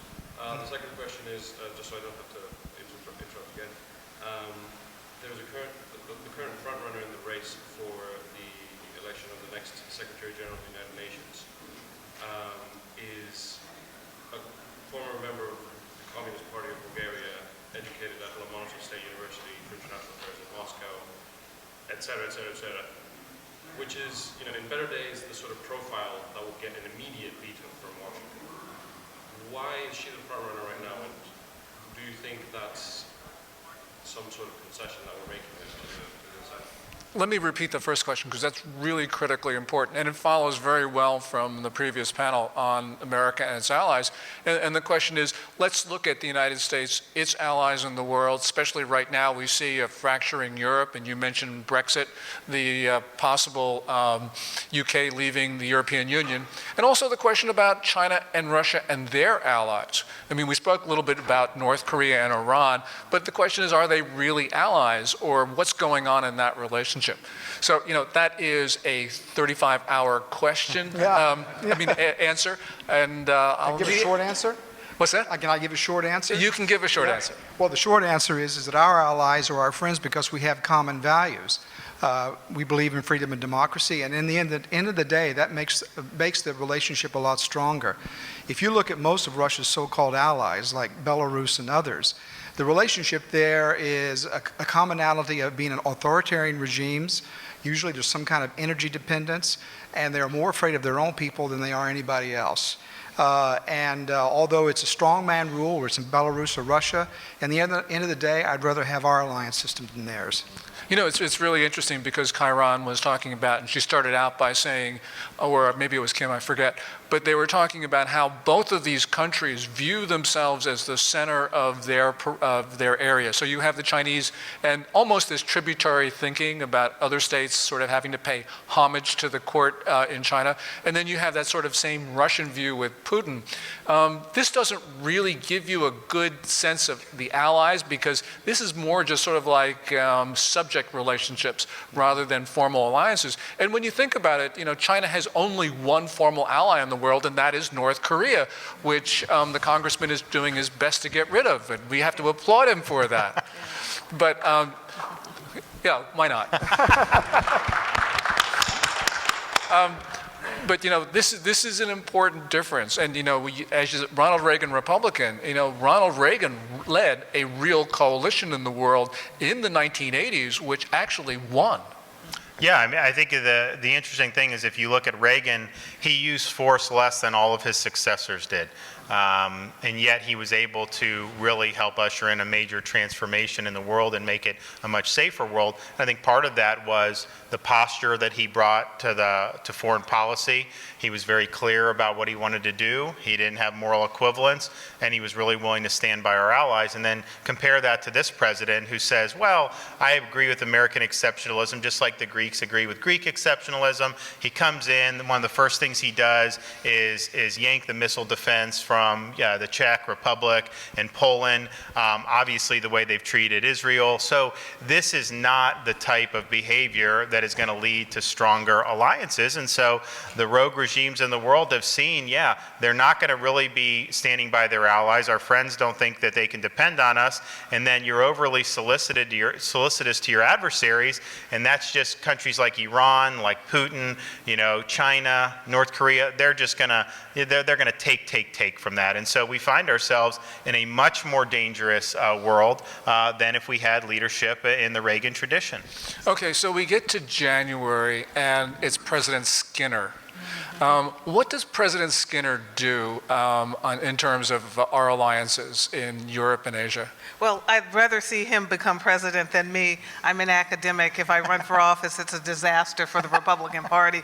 But what I will say is that on the theme that... Okay, you're Secretary of State, Skinner, in a DeSantis administration. Yes, I think that that's a good idea. I hope you'll hire me. What I would say, and I think your question is just vitally important, NATO is the most enduring and durable security alliance in world history. It was an alliance of invitation in 1949, and it steadily expanded. The Warsaw Pact was an alliance at gunpoint, and it shattered the minute the countries could go their own way. And it was Reagan who said, pull the Red Army out of Eastern European countries and they will go their own way. No one believed that in the 70s when he said it. It's what happened in the 80s and 90s. What worries me now is that we have NATO, longstanding NATO members saying we can't rely on the United States. We don't know that where the U.S. actually stands. And this links our discussion to the broader Middle East, because our behavior in the Middle East under this current administration has so confused and demoralized our allies.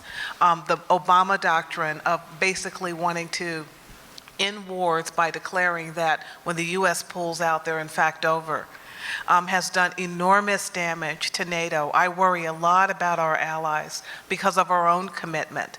And I also worry secondarily about the NATO pledge where countries are to put 2% of GDP toward defense.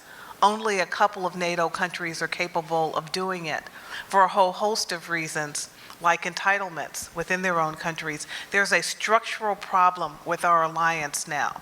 When you're relying on Estonia, Poland, the US, and maybe UK to pay their defense dues, you're kind of in trouble. This point about the Middle East and the dismay among our allies, when President Obama mentioned the red line and he said, I want to use military force, but I need to go to Ron DeSantis and the rest of Congress, the Japanese and the South Koreans were just devastated because they said, well, look, we have alliances with the U.S. You have an obligation to defend us, Washington. Does it mean that if China attacks us, that you got to go to Congress to get approval to honor your treaty obligations? This was really stunning, and this took at least 2 years of intensive diplomacy to actually remedy, to get back to where we were before the Red Line fiasco. We've got a question here. Shifting over to the Asian side, what does the panel think of the potential of a new level of alliance with U.S., Japan, and Korea as a balancer to China, and especially to the North Korea provocations? Yeah, the question was about the shifting alliance relationships in Asia and countries like Japan and Korea. With Abe's kind of rapprochement, in terms of the historical issues, the potential of strengthening that Korea-Japan-U.S. alliance as kind of core of a Pacific Rim force that has been hampered because of the tensions of South Korea. Right. Okay. The Japan-U.S., Japan-Korea, and now hopefully a Japan-Korea relationship as well. What's the potential for strengthening it in the face of Chinese aggression? So, Kim. Yeah, I think there's a lot of potential for that. I was in Japan about 4 or 5 years ago, also in India, on the same trip, and if you talk in India, if you talked about trying to counterbalance China, if you talked to the Japanese about counterbalancing China, they were very, very cautious. They didn't want to go there.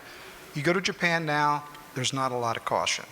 And it's not only the fact that Japan is undergoing an internal view about becoming more accepting of a mutual defense idea, going beyond just being just defending Japan, and accepting a common responsibility for the security of the area, which is changing some of their constitutions. So there's an internal development inside Japan. There's also the rapprochement between South Korea and Japan that you mentioned.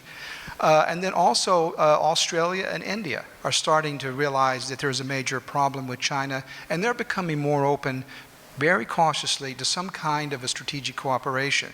We Americans have to be careful about that because each one of these countries have their own domestic sensibilities. And so we just can't go in there and say, well, we're going to control everything and create a military alliance. But it is promising, and it's being mainly driven by the fact that people are commonly concerned about China. You know, you've raised a fascinating point because one of the interesting things is that there are a number of different alliance relationships that are forming. Of course, the one that you talk about is the most critical to us because both Japan and South Korea are formal American alliances. But we also have something called the Quad, which is Japan, the United States, Australia, and India. And that group is indeed also forming and working together. And just 24 hours ago, our Defense Department announced that the United States, India, and Japan, I think, will be engaged in joint naval exercises in the Philippine Sea, which is another indication of what you're talking about, and that is the region coming together. Almost, you know, behind the United States, in spite of those things that you were mentioning in terms of the United States not leading. Any other questions? Yes, over here.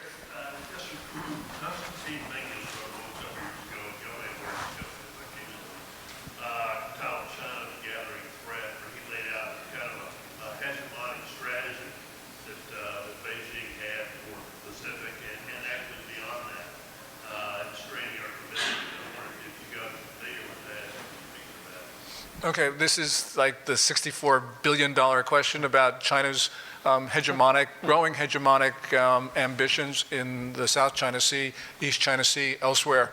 I'm not going to take this question because it's too hard. I guess I'm going to pick on my favorite congressman.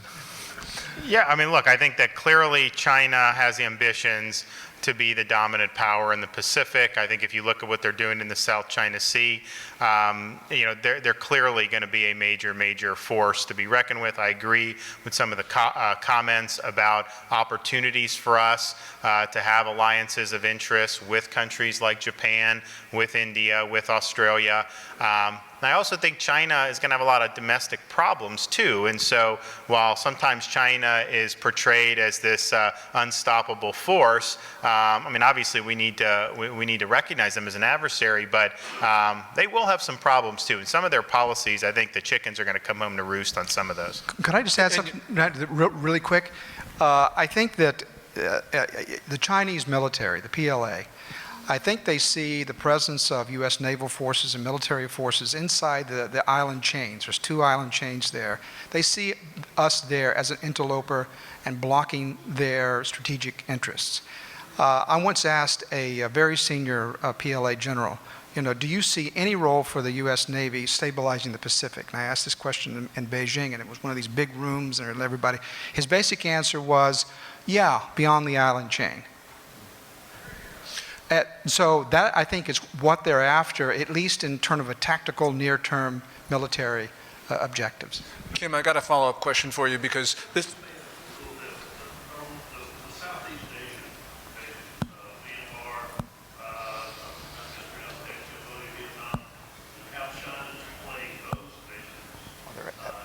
It's inside the house. Okay, great. Anyone want to handle that? I'll say a couple things. I want to kind of link the prior question on Asia with the China question. I think the fact that China has become clearly a more of an aggressive nation in the Pacific region has a lot to do with South Korea and Japan and a rapprochement, the Philippines, the countries becoming very concerned and really thinking about militarizing. But I also think that there is a positive externality of the Obama administration's inability to have play the role of the predominant power on Earth. It's really bringing these Asian powers together. So it's not just China, but it's also concern about us.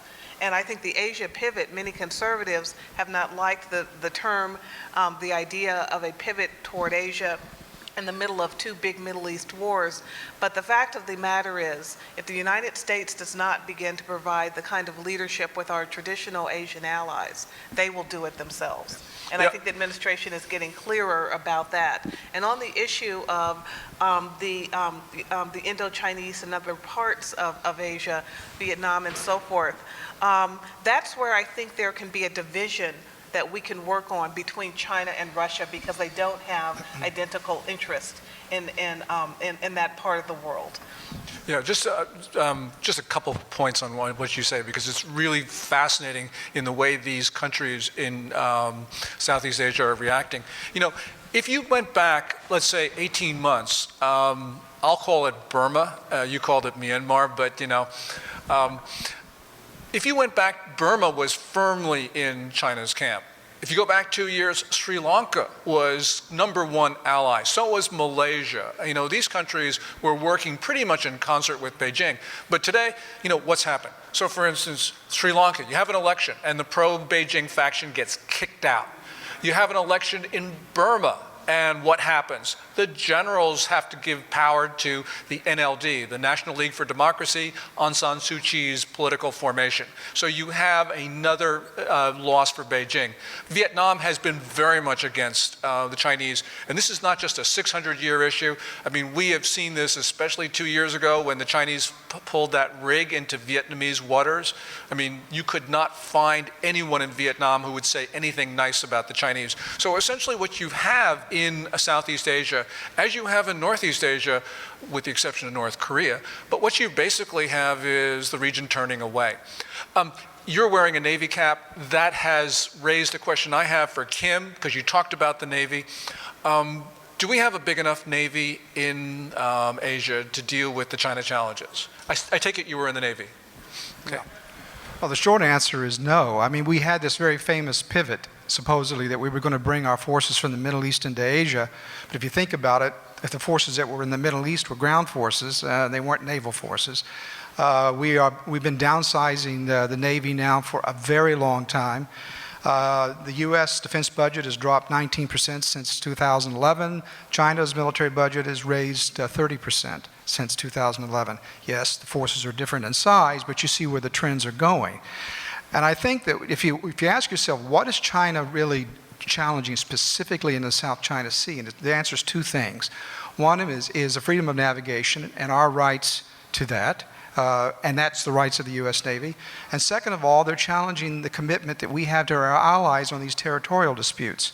And so they're pushing the envelope, whether it's against the Japanese islands or whatever it is, and seeing how we respond, seeing if we knuckle down and become overly neutral about it. That emboldens them. They take another step. And if this happens over a very long period of time, they will have tested and showed that our alliances are hollow. Congressman, all spending bills originate in your place, in the House. How does the Freedom Caucus, you know, you've got the Air Force, you've got the Marines, the Army, the Navy, all come to you saying, give me more money. Of course, there's sequestration, which is a complication. But in terms of the Freedom Caucus, or even just your own views, how do you see this Navy issue and Asia stacking up? Well, look, I'm a Navy guy. I'm still in the reserves. We need more ships. I think that that's clear. And I think that trying to shirk in that regard and allowing our dominance, particularly as a blue water Navy, to deteriorate, I think is a big mistake. I think whatever money you're putting in will be money well spent, because you'll end up having to spend more as threats gather. So I'm somebody who, I want, real significant reductions in federal spending, but you can maintain the defense and, so the sequestration, the levels were fine for the whole budget, but you just want to make sure defense has it and you're reducing more in other areas. And the Congress just recently with this omnibus and this Boehner-Obama budget, they really did the opposite. They started plowing even more money into the domestic programs. And so those are Barack Obama, those are all his pet projects. And I think it's also very dangerous to let, in Washington, it's kind of like, well, if you want to spend for defense, well, then you got to spend the same amount on social programs or domestic programs. That is unsustainable, because the defense, the military, that's the core obligation obligation of the federal government. You start talking about some of these domestic spending programs, welfare programs, that could be done at the state level, at the local level, private sector, charities, churches, there's whole other ways. So if you say that every dollar for defense must also have a dollar increase for non-defense, it's going to be unsustainable. We're going to end up going bankrupt. And so we have to fight against linking the two together. You're dying to ask a question. Yeah, so I completely agree with all of the panelists, and especially what the congressman has just said. You know, Reagan campaigned in 1980 on this idea that we did not have to have a guns versus butter trade-off, and that he wanted to reconceive the idea that we could be the world's most powerful nation on earth and still grow the economy. And we really need to have senatorial candidates and presidential candidates who understand that formula and present it to the American public in a way that they will help preserve our military. Our Navy is now headed to being the size of the U.S. Navy in 1916, the smallest Navy that we've seen in many, many decades.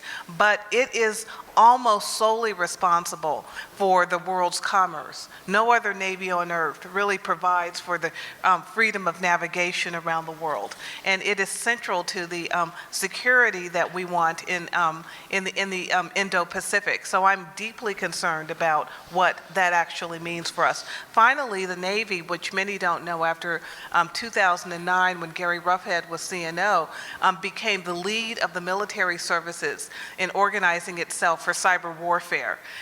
So when you weaken our U.S. Navy, you actually weaken our cyber capabilities fundamentally. Yeah, and you know, bringing this back to Russia and China, Russia, but especially China, are challenging the global commons with trying to close off the South China Sea, East China Sea, and God knows what else next year. There was a question in the back over here. Nope. Yes, ma'am. I apologize if this is a dumb question, but someone There are no dumb questions. There are a lot of dumb answers, but there are no dumb questions. Somebody said this to me a while ago, and it's been eating at me. I mean, in America, we don't have too much stomach for losing the lives of our citizens and our children. There are some countries with competitor nations, adversaries, that have much larger populations, different demographics to their populations in terms of women, in terms of men, and maybe different values in terms of the value of human life. Does that put us at a disadvantage should down the line somewhere a military option be needed against a large country? The question, I don't know if everyone heard it, is an important one. It's about our values, how we look at human life, and how do the Chinese and Russians view human life. Of course, there are certain countries that don't, like North Korea. Chiron, why don't you? Yeah, I think it actually is an important question. And I was at an event recently where Senator John McCain was on the panel, and he said something that struck me as true, but he was talking about the U.S., but I believe it's universal. He said when, you know, a child comes back in a body bag from war, the wife can get over it, the children can eventually get over it, but the mother never can. And I think that that's universally true, that life is valued by mothers and fathers and families all over the world. When you look at the suffering of the Soviet families during the Soviet-Afghan war, it was deeply profound.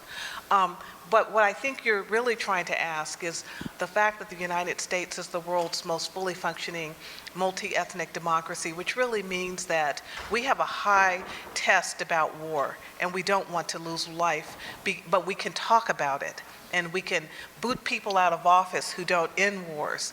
Others, authoritarian regimes or semi-democracies, don't have that. And so what you're talking about is an asymmetry of kind of really political systems. And how do we fight wars when we have countries that can allow many more thousands, if not millions, of deaths? That's a really hard question in international relations.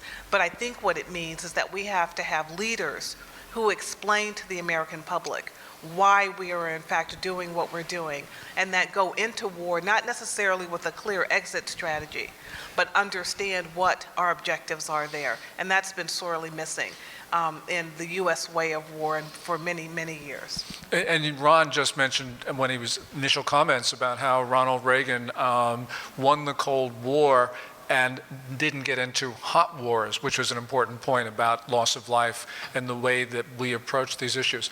Back here.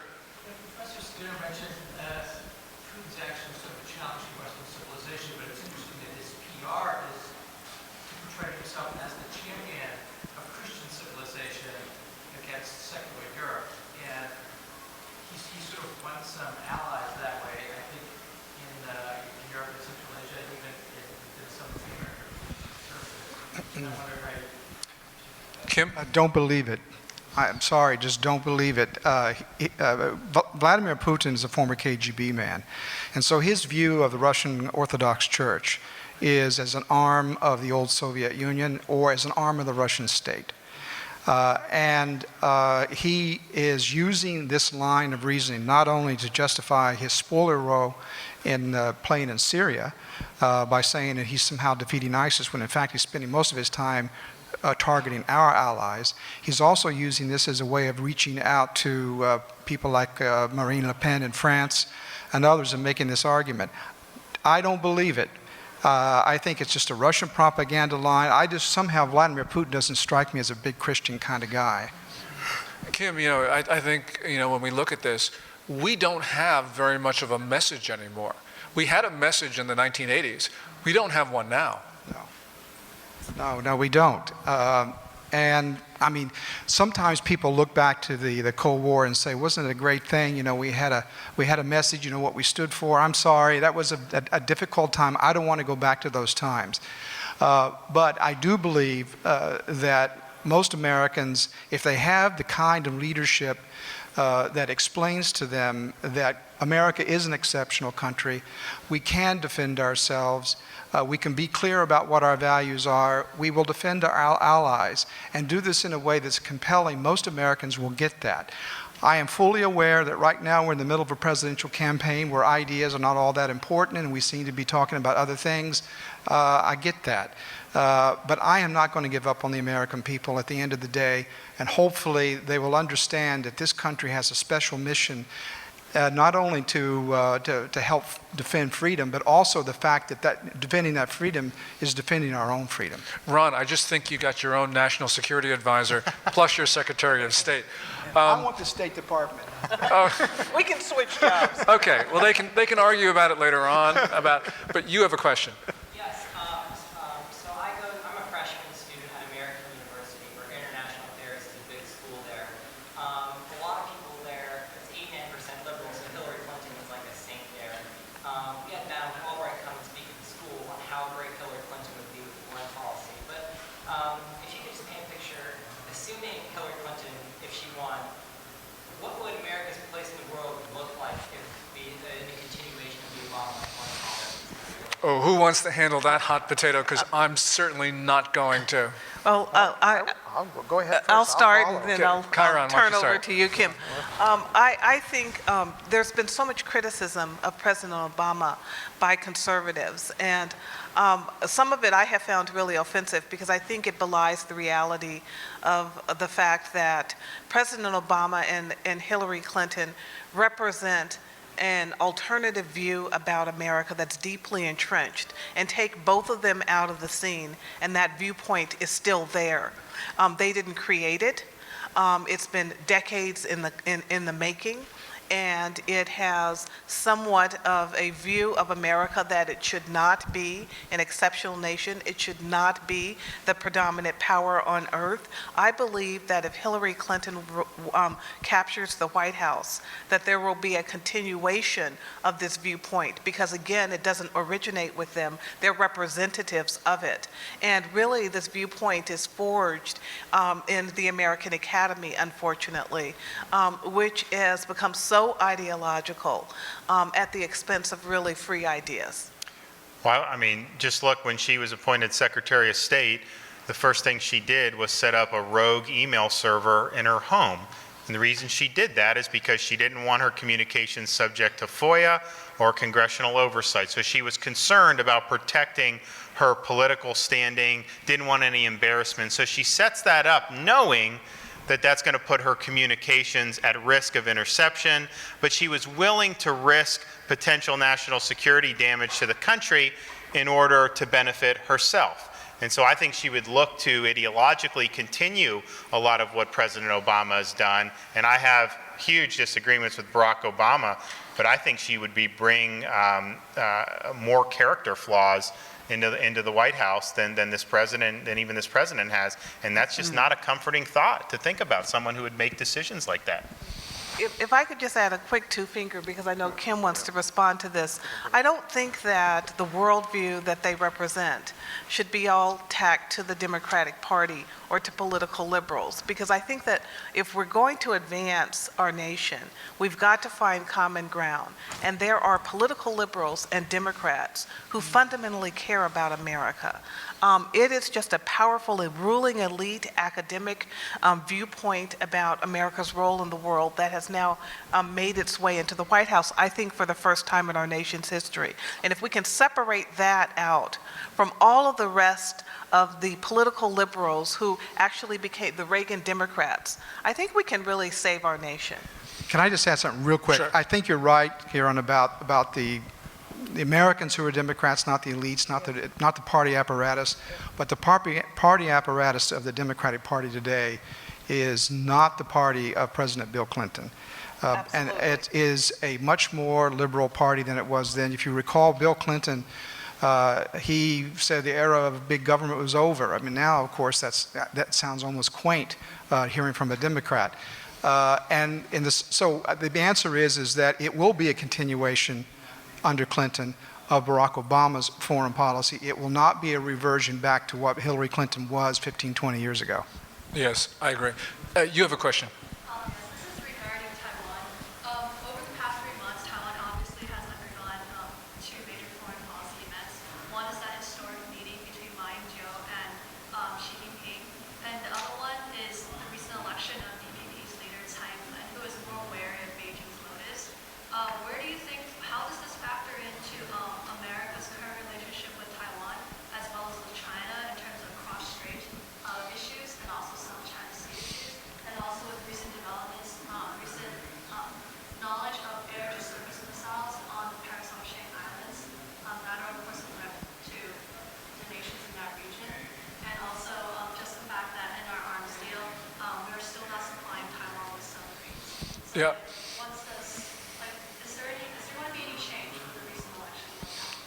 Before we get to that, you raise a question which parallels very much the question on your gentleman to your left. This whole thing of, Beijing losing elections around the region. Well, on January 16th, the Beijing-friendly government of Ma Ying-jeou, of the Kuomintang, got smeared. I mean, they not only lost the presidency, which they lost before, but for the first time in history, they lost the national legislature. And so this is a stunning setback for Beijing. But, in terms of question about Congress and Taiwan and the rest of it, would you want to? Well, I think I said in my opening comments, I think that we should be fortifying Taiwan. I think we should be backing Taiwan. To me, that is a great ally for us, and I think it helps counterbalance China. So I would be aggressive in supporting Taiwan. There really does need to be a change in thinking in Washington because, when George W. Bush became president, he said he would do whatever it takes to support Taiwan. And yet, it was just a few years later that he was sitting in the Oval Office with Chinese Premier Wen Jiabao, publicly castigating the president of Taiwan, which was really disgraceful. But there needs to be a change in thinking about China. And when that happens, I think that we will have, by necessity, it'd just be natural, a change of thinking in Taiwan. And it's already occurring. Things are moving in a much better direction, and I think that they will continue. It's going to be arms sales, which the House is going to be very critical in terms of pushing this forward, just as they pushed forward the North Korean legislation on sanctions. So things are moving in the right direction. They're not moving as fast as they should, but they will get there. Yes, sir. With oil prices as low as they are and Iran now entering the global oil market, how much longer can Russia fiscally be able to meddle in the prices that it does? Okay, the question is about oil prices sinking and what does that do to Russia. By the way, Russia last year, the gross domestic product shrank 3.7% according to official numbers, but unofficially it's probably contracted by more than 4%. So the question is oil. Can I, yeah, let me sort of use that as a basis for a comment I've been waiting to make. There are a lot of people in this administration, a lot of people in Washington who argue that because of the low oil prices, energy prices in Russia, and also because of the internal problems, economic problems in China, that these are internally weak regimes. And therefore, from their weakness, we should not respond too strongly against them because that is seen to be a provocation. And I would argue, be very careful about that line of argument because we know from history, whether it's the Ottoman Empire, which was called the sick man of Europe, which provoked all kinds of conflicts in the 19th and early 20th century when it was collapsing, or even the Austro-Hungarian Empire in 1914 when it was very weak. It was the main aggressor that actually started World War I. So when you have these regimes that are internally weak, they can be very aggressive externally and very provocative. And I think the way we respond to them is you don't be provocative, but you stand up to their provocations, because if you don't, they will come at you more. It's a very important thing because most of the, I don't know about you, Gordon, but if I go to a lot of conferences here in Washington, this argument comes up all the time. I got friends of mine who are Russian military experts, and they just say, they're very weak, don't worry about them. They got all these economic problems. The price of energy is so bad. They're going to collapse, and the worst thing that can happen is for them to collapse. In the meantime, they're invading Ukraine. Yeah, it's really stunning. We got time for 2 more questions. Oh, we intentionally ignored that question I about. can answer that. Yeah. Yeah. I was Assistant Secretary of State for International Organizations for George Bush, so I have some interest in the UN. I know this woman. She was the head of UNESCO. She came to see me once when UNESCO was actually campaigning to have the Palestinians recognized as a full state in UNESCO. I told her it was a terrible idea. She didn't pay any attention to me. She's now running for Secretary General. You're exactly right. She is the daughter of a very prominent Bulgarian communist. She was trained in the Soviet Union, and she is Russia's candidate. But because of the rotation system inside the United Nations, it looks as if it has nothing to do with anything I just said. She's up next. And also, by the way, they're looking for a woman. And she very likely will be the next choice. But you're very right. The United States can veto this in the Security Council. But I don't think this administration will do it. One more question. Yes, sir. Okay. All right. So with No, respect the guy behind you. She's reading it. Oh, I see. Oh, sorry. with respect to the Syrian civil war, what type of action would you recommend to counter Russian interests in Syria? Or in this case, do you believe that supporting Russia would actually be in America's best interest, considering that if Assad leaves, ISIS is likely to take over the country? Kyra, do you want to answer that? Well, I would say that in addition to the Iranian nuclear deal, which is deeply flawed, the ceasefire deal is equally flawed in the sense that we're doing something that's almost inconceivable, that, we're allowing the Russians to, continue their campaign, which they said was about ISIS, which we now know it's not, to help Assad retake Aleppo before they sign on. So my concern is that any ceasefire has to be a real ceasefire. We can't trust the Russians. The main combatants in Syria aren't even a party to the ceasefire deal, like all the terrorist organizations. It's really hard to understand how stupid the United States has become in the Syrian conflict. And I see no pathway forward really with the current administration, which has not been willing to grapple with the fact that Syria is really ground zero for the West in terms of defending freedom. I want to thank everyone for their participation. This has been an interesting conversation. If nothing else, we have a new president, a new Secretary of State, and a new National Security Advisor. So join me.